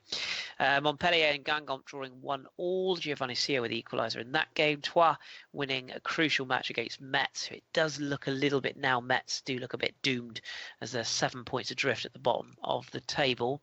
Nice and Nantes drawing 1-1 on Sunday. Dante for Nice and Salah with the equaliser for Nantes. And Marseille winning 1-0 over Bordeaux in the Sunday evening game. A game that I expected a bit more from, if I'm honest, and it just didn't really turn out that way, unfortunately. But a good result for OM, who go into Le Classique with PSG on Sunday upcoming. It's a very good day for derbies because you've also got the Derby de Rivière between Lyon and St Etienne. And speaking of Lyon, I've deliberately left them out because, of course, Lana, you want to have a chat about them. They drew 2-2 away at Lille. Once again, this season, again for Lyon, 2-0 up and then threw it away. What is going on at your club? And I think we actually had a question, which, Josh, I'll get you to dig out. I think it's from Ariane with regards to Lyon. I think it's 2 questions, actually, so I'll let you dig those out. But what do you think in terms of the situation with OL at the moment, Lana? Is it focus on Europe? Do we really have to cover that? Where to start? I wish that we had lost against PSG, because I feel like that win just hyped everything up so much that they became too, I don't know, their egos just blurred up a bit too much, I suppose. And, then went on to lose against Monaco. And I don't know. At one point, we were 4 points clear at second. And then we went and lost to Bordeaux. Then we lost to Monaco in the league. We were 2-0 up, conceded the 3rd goal in the last minute. Lost to Rennes at home. Crushed Villarreal in Europe for some strange reason. And then 2-0 up again against Lille. And I knew right away. I was like, yeah, we're going to concede and just probably lose again. The defense is shaky, but it's like they're much like Juve, actually, in the Champions League. It's like they get comfortable when they're 2-0 up, and considering their past results, they really shouldn't be in that position where they think they should be comfortable. And I'm like, how dare you think that you could be comfortable when you're 2-0 up? You should be chasing the 3rd and 4th goal. And I had a bit of an incident with my TV, so it's broken now. After that goal was conceded, I also broke my mug in frustration. It hasn't been a very nice few weeks for me. I watched Arsenal lose to Spurs in the derby. Yeah, let's not talk about that. Went on to see that Lacazette is injured, has been playing through injury. Then I saw Juve screwing up, conceding 2 goals, watching Lyon lose. So all in all, the last 3 weeks have been very depressing. And as some people would say, I'm just broken and beyond repair at this point in my life. And now we have the derby coming up, which is on my birthday. Do I feel excited? No. Do I feel like I want to vomit? Yes. Do I think we're going to lose and they're just going to come back to bite us after the whole Fekir celebration at their place? Yep. So I have no faith in humanity in football or anything at this point. Do you I'm have just a feeling? depressed. I'm just Have broken. a feeling that game could be very interesting on Sunday. Definitely, I think there's going to be a lot going on there. All it takes for St Etienne to score one goal, because you know the players are going to have something planned after their Fekir celebration. So particularly if they go in front as well, that would be. And they were very... playing at home as well. If we lose the fucking, I'm sorry, man. Like if we lose the derby to these scumbags at home, I swear to God, I'm gonna riot. I'm not joking. And the fact that if we lose, and Marseille by some miracle decides to become the third team to beat PSG, I'm just gonna burn down my house and die with it. And if we then go on to beat Villarreal and qualify, then we're gonna draw Arsenal because that's just my luck. I'm just gonna be like, I can't deal with this. God is testing me in ways it shouldn't be allowed. I have enough worries in my life. I don't need this. No, it will be interesting. I don't want to. Well, maybe I will. I'll pull the Josh jinx here and say I actually think St Etienne will get something out of this. I don't think they'll win. I do think they'll get something out of it. So maybe I am. And do you know what bothers me? It's the fact that Toivonen all of a sudden has become Messi. He's carrying that Marseille team on his back, and he's making the whole team look like they're actually a decent team, which they're not. Marseille is trash. And the fact that they're second now, 4 points clear of us, just makes me even more angry. And it just, I hope Fekir misses out on the World Cup squad. Not because I don't want him to go, but I just need him to not go so that he can stay. So that he can sign for Arsenal. He got the Tovan got the winner for Marseille in that game with Bordeaux, as it incidentally as well. He's been excellent. He's been so amazing. He really has, until the summer, and it all goes a bit wonky. But yes, all of those results basically leave PSG 68 points from their 26 played.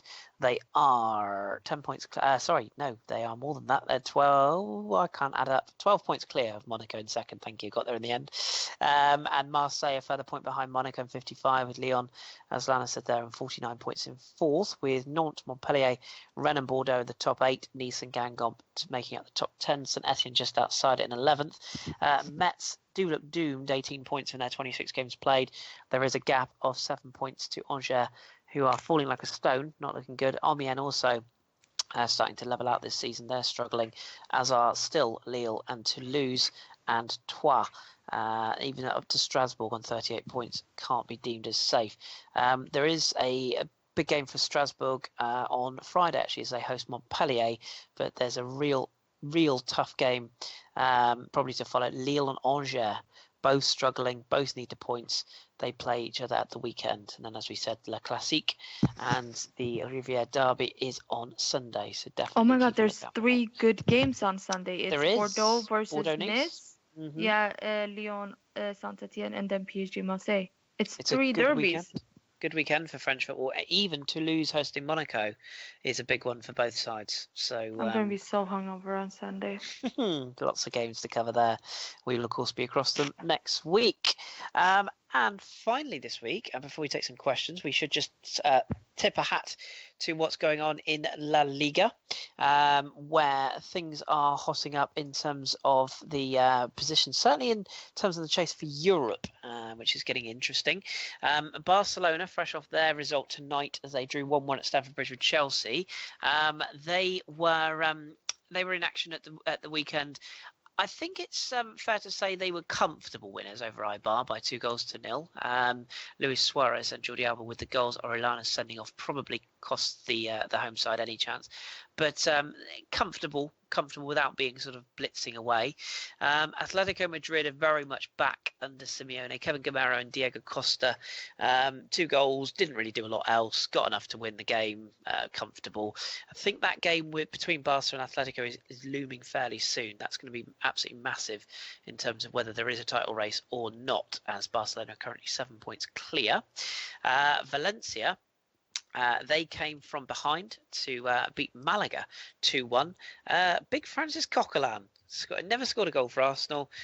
Pops up with a lovely flicked header, and Danny Parejo's penalty securing the points. They were actually they were behind in this game to a Brownie Day goal, which Ross might remember. He had a brief spell at West Brom back in the day. Yeah. Yes, and he had actually put Malaga in front. Ignacy Miquel was sent off late on for Malaga. Arsenal fans might remember him. So Norwich fans might remember him as well, where he's on loan. He got sent off in the 84th minute after Coquelin's equaliser, and as a result of the penalty he conceded, Danny Parejo got the winning goal for Valencia, who continue their excellent season. Despite 3 straight defeats, they've now won 2 on the spin, seems to be back on track. Real Madrid also, they kept up the pressure on Valencia with a 5-3 entertaining victory over Real Betis on Sunday night. Real ding-dong game this one. Marco Asensio with the opener. Asa Mandi, the former Ram centre-half, with the equaliser for Betis. Nacho own goal put Betis in front. Before Sergio Ramos, Marco Asensio again. Cristiano Ronaldo made it 4-2. Sergio Leon got it back to 4-3 before Karim Benzema. Remember him? He still plays football occasionally. He got the 90th minute clinching 5th goal. We also saw the other results of the weekend. We saw a Friday game, Girona winning 3-0 over Leganés.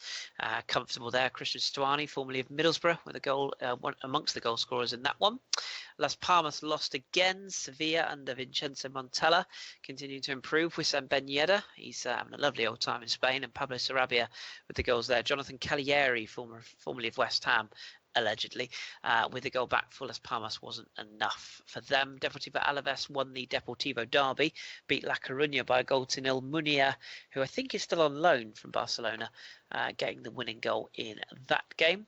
And Real Sociedad with a 3-0 impressive victory over Levante on Sunday. Xavi Prieto, Juanmi and Sergio Canales with the goals there. Comfortable for them. Espanyol and Villarreal also played out a 1-1 draw. Rodri Hernandez with the opener for Villarreal before Esteban Granero got the equaliser for Espanyol late on. And on Monday, yesterday at time of recording, Angel, Jorge Molina and Angel again getting the goals in Getafe's 3-0 victory over Celta Vigo, whose season has been mixed, I think it's probably fair to say. Certainly not to the levels that they were at last season. They sit 11th. All of those results mean, as we say, Barcelona are 7 clear of Atletico in 2nd, Valencia 3rd, a point clear of Real Madrid in 4th, Sevilla, a bit of a gap then, 6 points to Sevilla in 5th. Villarreal are currently 6th with Eibar, Girona, Getafe and Betis making up the top 10. As we said, Vigo in 11th. Sociedad, 3 defeats in the last 5, struggling a little bit, but with that 3-0 win this weekend secures them back to 12th. Leganés Bilbao not having a great season, down in 14th. Deportivo Alaves 15th.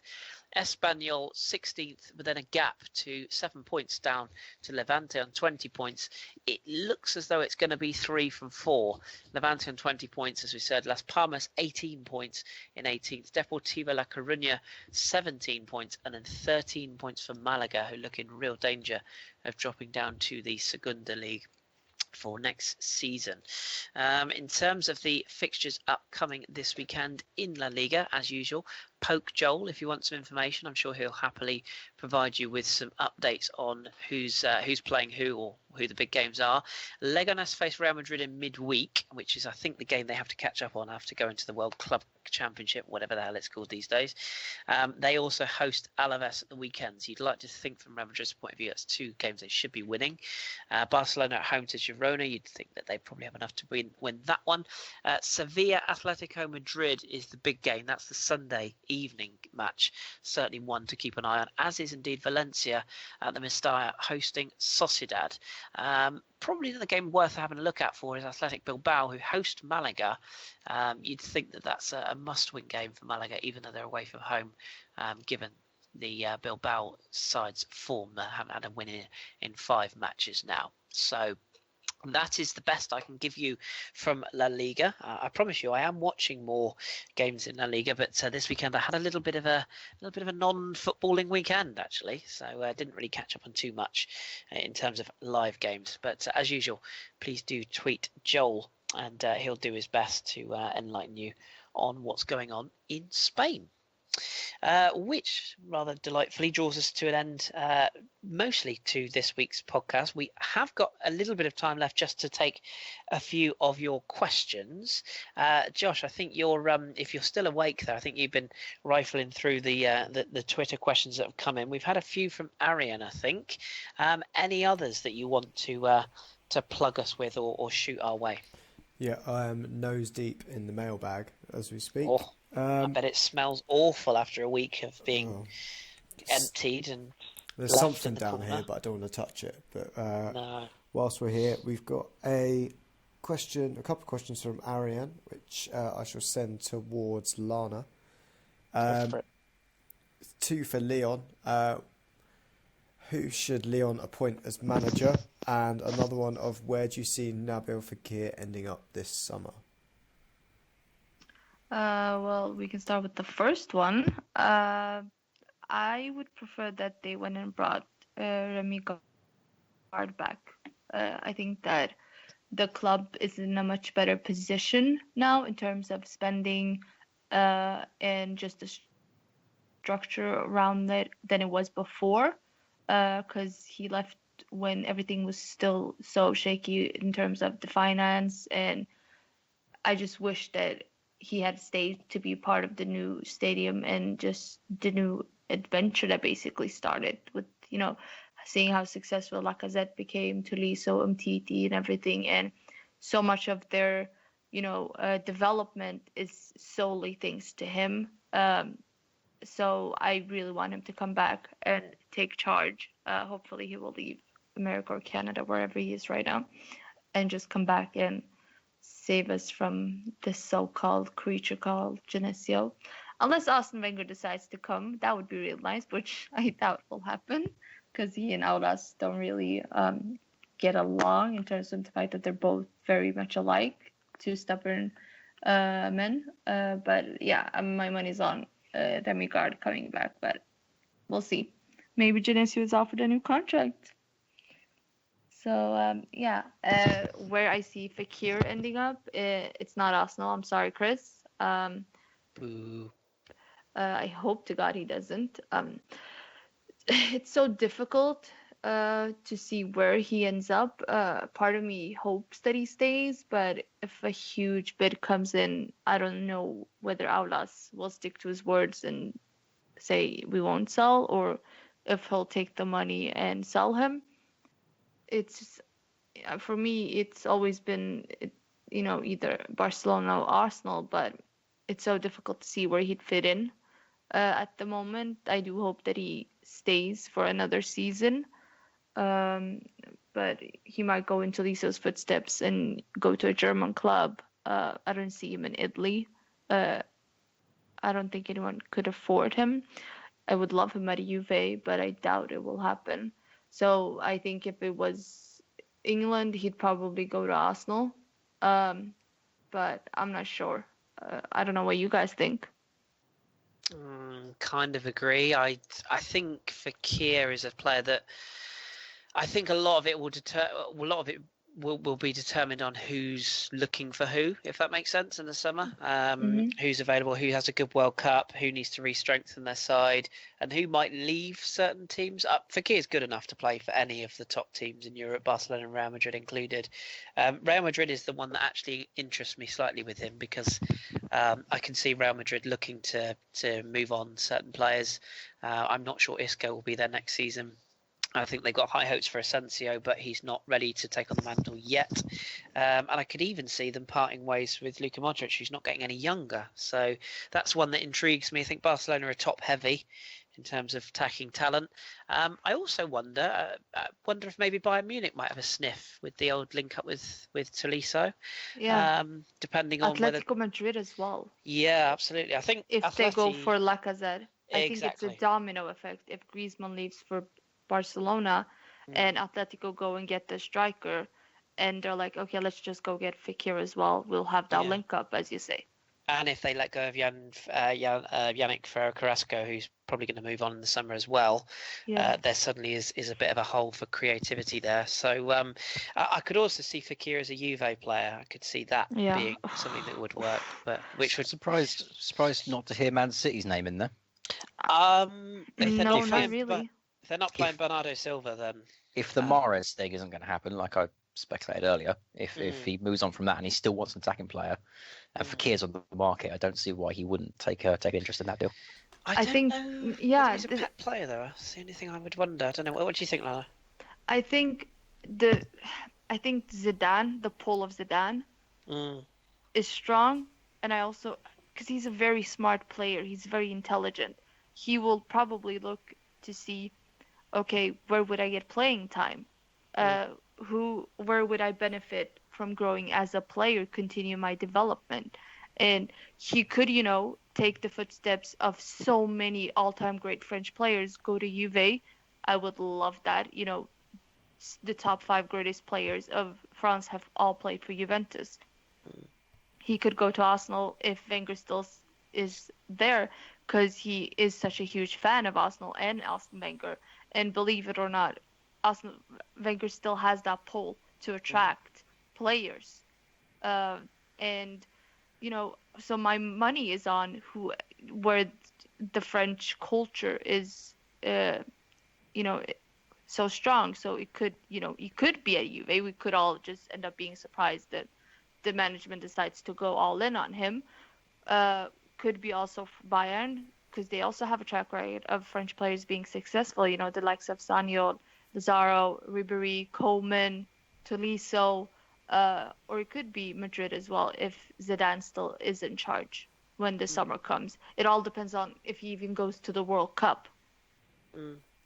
Yeah, So- it is an intriguing one. One thing's for sure, I think it probably will be his last season at Lyon unless something dramatic happens. But he'll be very, very sought after. So assuming he doesn't have any injury issues between now and the end of the season. We had another question from Arian, didn't we, Josh, about PSG, which I was quite keen to get my teeth into. Yeah, I can fire this one over to you. So, yeah, who do you think PSG should sign this summer? And Arian's got a shopping list he's created. So we have Alisson from Roma. Yes, but they won't. Okay. Yeah, Skriniar Skriniar from Inter. Again, yes, but they No. won't. And I would argue they've got Kimpembe and Marquinhos, for me, should be the 2 starting centre-backs moving forward anyway. So I don't think Skriniar's going to move to be a sub. So, Okay, yeah, so we've no. got Torreira from Samp. Torreira from Samp. I don't think he's a PSG player when they've got Lo Celso already in place. I think Torreira will be better staying in Italy for another season, if not finding out. I think a Spanish club would suit him far better myself. Yeah, and then one final one who I keep getting confused with, the fat one that used to play for Spurs and QPR, Sandro from Juve. Oh, he means Alexandro. Alexandro, yes. I think is he more likely to be a Premier League bound player, Lana? I think that's the... No, apparently, according to L'Equipe, PSG is going to go full Brazilian and go for Marcelo and Alexandro. Okay. Collecting old fullbacks. Yeah, basically. It all depends if, Chelsea comes back to, make the bid for the 70 million, which we so stupidly rejected for some strange reason. Yeah, it's an odd one. And I think he's fallen out with the club based on the rumors on Twitter. I hope that we can mend it because I don't want to lose him. Yes, he's in a poor form right now, but when he's on form, he's probably the best in Europe. So I just hope that we can manage to keep him on. So sorry, Arian. Is You can keep. Is that a sign of Thomas Meunier moving on from PSG as well? Because he was shouldn't. subject for a bid, wasn't he? Chelsea wanted him. Yeah, before they got Zappacosta. He has been consistently one of the best fullbacks in Europe, and I know some people will raise their eyebrows at that and go, if Dani Alves wasn't Dani Alves, Meunier would play every week. He's been superb. Every time he's played for PSG, he's been very, very good. And on the other side, Yuri Bashish is also impressed at left back and is keeping Kazawa out the side, which, frankly, he should. Everyone can keep Kursawa out. Fair point. But I really rate Thomas Meunier, and he's been very good in Europe in the big games as well. Probably the best player in terms of in the Champions League. Absolutely. I know He scored a people will couple be of like, goals as well. what about Neymar? But, you expect so much more from the big names. But Meunier has, quietly been Understated. consistent. Yeah, consistently so good, and he doesn't get enough credit or No. appreciated enough. No, he's the Nacho Monreal of PSG for people who are thinking of home, as it were, in terms of players they might know. But yeah, he's been very, very good. And I think if he does leave, I think there'll be a lot of clubs around Europe. One particular in Manchester wearing red that might have a sniff, I think, in terms of fullbacks based upon what they've got there. So yeah, I think he's criminally underrated. And in terms of what PSG need to do, I mean, Sal Verratti. Well, I was going to say, I wanted to pick you up on that point because you made the point about Verratti. For me, he hasn't been, as you rightly said, the player that we know and love. And I do love him. He's a wonderful player on form. But I agree with you. 18 months to 2 years, he's not been the player, anywhere near the player that was so sought after in Europe. And I just think that maybe he's gone a bit stale. I think the same with Di Maria. Although, in fairness to Di Maria, he's also been very high up on PSG's list this season as players who's actually performed when he's been given the chance. Draxler for me, needs to play, and I can't see him sticking around forever. Cavani's leaving, 100%. You think? The thing is with Verratti, and I'm probably, you guys can feel free to disagree. I feel he's suffering very much of the same fate as Pogba, both extremely talented, but as you said, gone stall. They're stuck. Yeah. And Pogba, went and seeked for other challenges, but it seems that he's gone backwards rather than forward. The same with Verratti. I think that he needs to leave this summer if he wants to have the career that I think he's destined to have, because he's an amazing player. I love him as much as you do. He's been amazing when he's on form, but he hasn't been the same player for 2 years now, and it's such a shame because he's so gifted, and I just feel he deserves so much more. And I don't think PSG actually has a plan this summer. I think they're just gonna go out and buy more attackers and stack them up, or they're just gonna become the Brazilian national team. So they need to focus on getting in at least 3 new midfielders if they're not going to keep the ones they have, and just get rid of all the dead weight. And that includes like Thiago Motta. Lissana Diarra's contract is only a short-term contract. Thiago Silva, I think, will go based upon what's gone on with him and various social media outbursts. They need a new goalkeeper as well. Trapp is agree. nowhere near the level they aspire to be. Areola, I have no idea what he's doing. The whole team just seems so clueless. It's like they have remind me of another certain team in North London. But they need a goalkeeper. Whether they're actually going to go out and get someone that can take him to the next level is the big question. Which is an odd one, because from what I can gather from people I speak to, the talk is that they've already agreed to deal with Donnarumma, which to me is, yes, he's potential, but I don't really, and I know this will be slightly controversial, and I can hear John Welsh throwing bricks at my windows. I don't think he's much of an upgrade on Areola. I don't. I think he's all hype and stardom, but I haven't seen enough of him. Yes, he has made some wonderful saves. I'm not denying that, but I think Jan Oblak would be a far more sensible option for PSG. Then again, how sensible are PSG? Well, this is where the whole line falls apart, isn't it? This is where it all goes crashing in around you. And I think as you said, PSG in all 4 departments are a player light, and I think you may agree with me, Lana. I do think there's something in this Neymar Real Madrid business. Things have not gone well. He's a player I still enjoy watching, I'm not going to lie, but I just think the whole project hasn't really worked. And I think if El Khalifi can get a star of the equivalent of Neymar, or certainly one that would... I'm thinking Bale. I think he's going to do a swap deal. I'm wondering about that as well, or even Cristiano. I mean, I don't see that. I don't personally see that happening. I think Ronaldo will retire, but I can see Bale wanting a new challenge, just like to get away, because I think him, the same as Verratti with the injuries, have struggled and hasn't really lived up to the potential that he showed at Spurs, for instance, where he was so consistently good.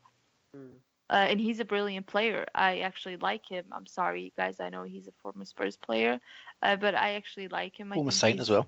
Yeah, indeed. Yeah. But he's such a good player, and I feel that being in Madrid, he being it's all about Ronaldo. Players, suffer because of it. And I think also the same with Benzema. Yes, he's a fat ass, but he also gets a lot of shit thrown his way. But I think if he had been at a team where it's, the main focal is him, I think he would have been better than he is right now. Yeah. Who knows? He might go back to Lyon to retire. He's always talked about it, that he wants to end his career there. So yeah, there's a few players that seem to do the same. Head back to the club they were first at. But yeah, no, it's an interesting one, and good spots and good debate there. I think that was actually all the questions we had. I think Arian was question heavy this week, so he's got lucky. He's got all his questions. He was frustrated. Answered. He really was. But thanks as ever. I mean, appreciate. We did chuck the request for questions out a bit late this week because we weren't 100% sure we were going to record. So apologies if you missed your opportunity, but keep them coming in. We'll get them answered over the coming weeks, of course. I did have one question myself actually that I had for Ross, which is I'll try and keep it as open as I can to give you an opportunity to skate around wherever you want to go with this, Ross. But it's EFL related, so Lana can go back to sleep if she wants to. But in terms of the Championship, I think we've kind of brought this up a little bit before. But as I look at the Championship table live now, so obviously we've had some results tonight. I'm just bringing up the table now. I look at the Championship table and okay, yes, it looks like Wolves will be coming back to the Premier League next season with all their money, and Villa are up there, Derby, there's some decent sides up there. But I look down the league and I look at Sunderland, Birmingham, Hull City, Bolton, Nottingham Forest, Reading, Sheffield Wednesday, and in particular Leeds. And I definitely want to get your thoughts on the new Leeds manager and how that all came to pass, because I don't think we got your thoughts on that. Even Ipswich, even Norwich. Is it just me, or is there a lot of really sort of old-fashioned Premier League sides that are massively stale in the Championship that are just not progressing? They just seem to be regressing. Is that fair? I know Sunderland's the obvious one at the bottom of the league, but some really what I'd call big clubs that just seem to be treading water in the Championship. Why is that, do you think? Is it because of the money from parachute payments of clubs that are just yo-yoing, or is it because clubs are not being well managed or well run even? I think there's a big grey area in which exists the answer to that question. I would say, as I've been saying all season, that this Championship season has been defined by the teams that have been able to benefit from not just the Sky payments, but also your clubs like Wolves who've had this huge takeover deal that has obviously seen them fly up the division.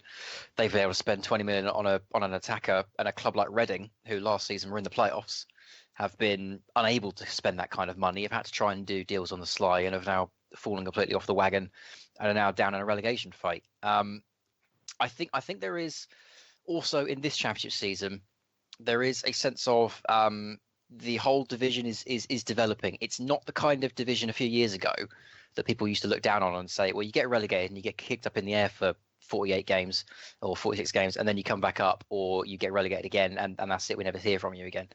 It's becoming a division now that is more defined by style. There is an attacking flair to the Championship now that's coming out of the woodwork. It's not so much based on possession, and I think you see clubs currently like Reading, who are managed by Jaap Stam, and clubs like Nottingham Forest, who have got Aitor Karanka in there at the moment, and a club like Norwich, who have got Daniel Farke, who all favour possession-based football. I don't think possession-based football really works in the Championship anymore. Not this season anyway. I think there are too many bombastic, dynamic teams that are just blowing people away. You've got the likes of Wolves. You've got the likes of Derby County. You've, of course, got Gary Rowett in charge, who plays that counter-attacking style that we all know and love. Slavisa Jukanovic is still at Fulham. He's finally got them ticking, and he's got them playing some very good stuff. They're now unbeaten in 7-odd. I think there's a stylization change occurring in the Championship, and it will slowly peter its way down into the Football League, League One and League Two. We saw it with Bolton last season. They went down there and played champagne football in League One, but they haven't been able to implement it in the same way this year because they haven't got the players for it. But for me personally, I think there is a stylisation change occurring in the Championship, and I think the top teams have been able to afford the kind of players to go for broke, whereas some of the other teams like your Norwiches have had to work on meagre budgets and have had to try and to divvy up their funds a bit more and to be a bit more sensible with their planning, and it's just not really come together for them. I think next season, if let's say for example that the teams that come down, Stoke City, West Brom, and oh god, take your pick. Take a punt on Crystal Palace, just for argument's sake. If those three teams come down, they're not blessed with money, and they're not going to be playing the same kind of football that, for example, Wolves are playing at the moment, or Derby County or Fulham are playing at the moment. They are all teams that will need to change their style, and I suspect they will be dogged at the back, keep the ball, keep the possession, and then try and break on the counter kind of teams. I think what we're seeing this year is quite a special division in terms of the attacking talent, and there's just so many teams that are getting swallowed up by it, and the styles just aren't clicking anymore. I don't think Jaap Stam's possession football was worked at all this year. Karanka is trying to put that in at Forest as well, and it's not working. Sheffield Wednesday have had more than their fair share of issues, but Josla Hukai is now in there, and he favours possession defensive football. Daniel Farke favours it as well. Thomas Christensen certainly started to turn his attention to it towards the middle of the season because he started to realise that the team ran out of legs because the attacking style they pioneered at the start of the season, just you can't keep it up for 68 games. Where did I get that number from? For 46 games. So like I say, I think there's a stylisation change in this division, and there's just so many teams that are getting swamped by it because they can't compete with the numbers and the figures. Next season, I think will be a much more interesting year. I think it'll be a lot tighter, a lot more close knit, because if Wolves and Derby and Fulham go up, for example, I think you lose the three best footballing sides, and then the style has to change again to adapt to the best teams in this division, which will probably be Aston Villa if they're still down there. So it's a fluctuating division, especially this year. There's a lot of money in it, a lot of different styles coming in now. I think there's also some foreign managers that are coming in and starting to implement their style on it, whereas it used to just be English managers. So it's a division that's currently in flux, and it's nice to see. And the thing I've always loved about the Championship is from one season to the next, it will completely evolve again, because obviously teams go up and they go down. So it's an interesting question. We could spend hours on it and going through all the teams in the Championship and figuring out exactly where they've gone wrong. But for me, I think there's a long overdue style change, which is going to see not just better players come into the division, but better managers as well. Yeah, good shout. Very good answer that as well. I know I kind of dropped that on you. We don't always rehearse these questions, boys and girls. Sometimes I just like to test my panelists and see what they've got. And Ross clearly has it all. So well done, you, Ross. Josh, I'm going to give you the final question, which I might give Lana an opportunity to come in on as well. Sunday sees the Carabao Cup final. Arsenal host Manchester City in white shorts, we've now been told. First it was red, now it's white. So kits aside, who wins the Carabao Cup and why? Oh, it's a difficult one. I think so. Previously on this pod, I have said that there was probably three teams in the Premier League that I could see doing damage to the Manchester City side. One of them being Liverpool, who obviously beat them. The other one being Leicester, who got very, very close to beating City earlier in the season, were only denied by a dodgy refereeing call. And the other one being Arsenal. I think it's these kind of counter-attacking footballing sides that can arguably do it. The only issue is, I think it might come down larger to who's actually available for the game on both sides of the field. It's still not completely confirmed, I think, if Aguero is going to receive any kind of ban for what he got up to in the Wigan game. Same goes for Pep as well. Fabian Delph's out, so that to me says that they're going to be playing three at the back with Laporte, Stones and Kyle Walker building that three. So with Mkhitaryan cup-tied and Aaron Ramsey going to be possibly not fit for that game, I would on see, the edge, isn't it? yeah, I would see Man City winning that. If Aaron Ramsey's fit, I think Arsenal win. I reckon they can take him to 90 minutes, certainly. Okay. But if Aaron Ramsey's missing, I can't see them winning it because he's so important to the new system. And we saw in previous games that without someone linking up to Aubameyang from that midfield, from some form of runner, then he looks completely cast adrift. And especially with Mkhitaryan missing as well, who knows that link so well with Aubameyang, his former Dortmund teammate, then yeah, it could be difficult, but I think it'll be a great game to watch for the neutrals because it will be completely open at both ends of the field. Yeah, agree with that. And Lana, finish us off then. City for you or Arsenal's trophy? Yeah, I'm gonna go with Arsenal. I mean, they've won the last 3 finals, so why not go for the 4th? And I think I agree with Josh. It all depends on Ramsey, but I still think that Arsenal might pull it off. It's just whether they can stay focused and try to be defensively solid, which is an impossible task apparently these days. It all depends on how they set up and who decides to show up on the day. Yes, indeed. It will be an interesting one, and of course, it will be one that we'll discuss on next week's podcast. Unless, of course, Man City win 7-0, which in that case, I will be in the burning building that Lana will be in if Lyon don't get a result on Sunday. So it might be the end of us both. Let's hope not. But for all you City fans out there, obviously, best of luck to both sides, he says, through gritted teeth. I can't imagine any Man City fans listen to you and me, Kris. No, I'd have to. Our pet bashing. I'm convinced that's why Joel doesn't come on anymore. He's just like, I can't speak to these prats anymore. I'm convinced of it. But no, rest assured, Joel is still with us. He's a busy bee at the moment. Anyone that follows his Instagram will know that he's out and about here and there, everywhere at the moment. So Joel will be back soon. We are working on a couple of guests in the coming periods of time as well. Little bit of news ahead of time as well. We are, of course, only in late February, so it's a way away yet. But we will be doing some form of coverage of the World Cup in the summer. But I'm sure Ross and Josh in particular will back me in when I say that they will not be daily podcasts this year. That nearly finished us during the Euros. I lost the will to live by the end, so they won't be daily. Did I? Yeah, you were only listening or popping on when you could, weren't you? So, yes.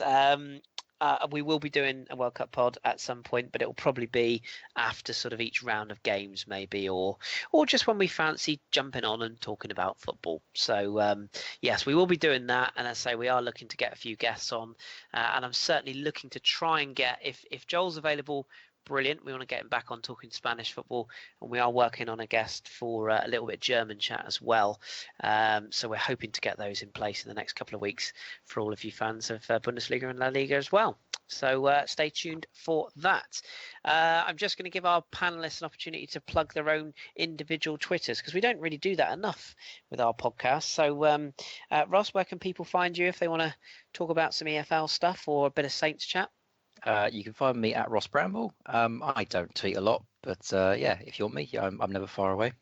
Good stuff. And Josh, where can people find you? I am at BNJoshed. Yeah, I'm just tweeting rubbish at the moment, so just mix it up a bit and let me actually do something creative. Tell me about it. And Lana, as long as people don't abuse you, where can they find you? In hell, I don't want them to find me. I get too much abuse these days. I can't talk. I had to lay low after I went all in on PSG. Hey, Please, I'll have nice you to know, me. plenty of people love you. Plenty of people love you. Whenever you're not on, people always ask when you're coming back. So I think our listeners love you secretly. I love you guys too. Spare a thought for me during this weekend. I'm gonna need it. If you want to find Lana, you can find her via our podcast account. Her Twitter bio is on there. So here's a little hint. It might have something to do with Deliso.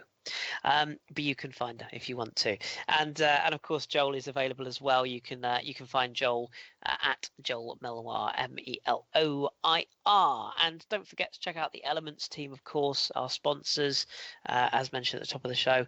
Give them a tweet as well. We will be tweeting some of their promotional information in the coming weeks as well, so you can have a look at what they're doing. But yeah, they are the best places to find us, and we're at the FH Podcast on Twitter. I am at AFC Freddy 8 if you want to hassle me, but I am a very, very busy man at the moment, so if I don't reply, it's probably because I don't like. No, it's not at all. It's because I'm a busy bee. So I will get back to you when I get a chance. And same with the podcast account. We all have a go at running it between us all, and we try and reply as best we can. So bear with us. And a little shout out for Mr. John Welsh, who continues to do his wonderful work for us behind the scenes. He doesn't like us really. That's why he hides.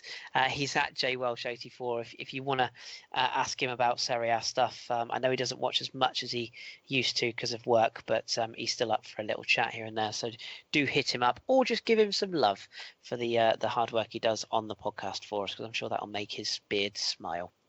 But that is it for us this week. Thank you very, very much for listening as always. If you fancy it, you can leave a review for us on iTunes. You can post a comment on our YouTube page, or of course on SoundCloud, which is the main three areas you can find us. We do have a website as well if you want to check that out. We don't post as much on our website now. It's more of a holding pen for our podcast, but there is still some historic stuff on there if you want to get some old episodes if you're bored. The footballhipsterspodcast.co.uk is where you can find us, and keep tweeting in your information to us, and anything that you'd like to hear more of, less of, or just general feedback, chuck it our way, and we will take it on board if we can and improve the podcast in any way we possibly can. So until next week, I would like to thank my panelists. Thank you, Josh, for pushing the buttons and making the magic happen in your exclusive and, well, debonair way. That's what I'm going to put it as. Thank you, I think. It's a good thing. It's a compliment. And thank you, Ross, for your eloquent answers as ever, and indeed your input on EFL. Always a pleasure. Pleasure as ever. And for Lana for racing home from her work to slide in just in time to talk some French football and keep us informed of Higuain's weight. So thank you, Lana, as always. My pleasure. She says through gritted teeth. We'll be back next week. I have been your host, Kris. Thank you once again for listening to the podcast. Keep it tuned to the Football Hipsters. And as we always say on this podcast, keep your beard strong and your glasses trendy. Football is our thing. We'll speak to you very soon.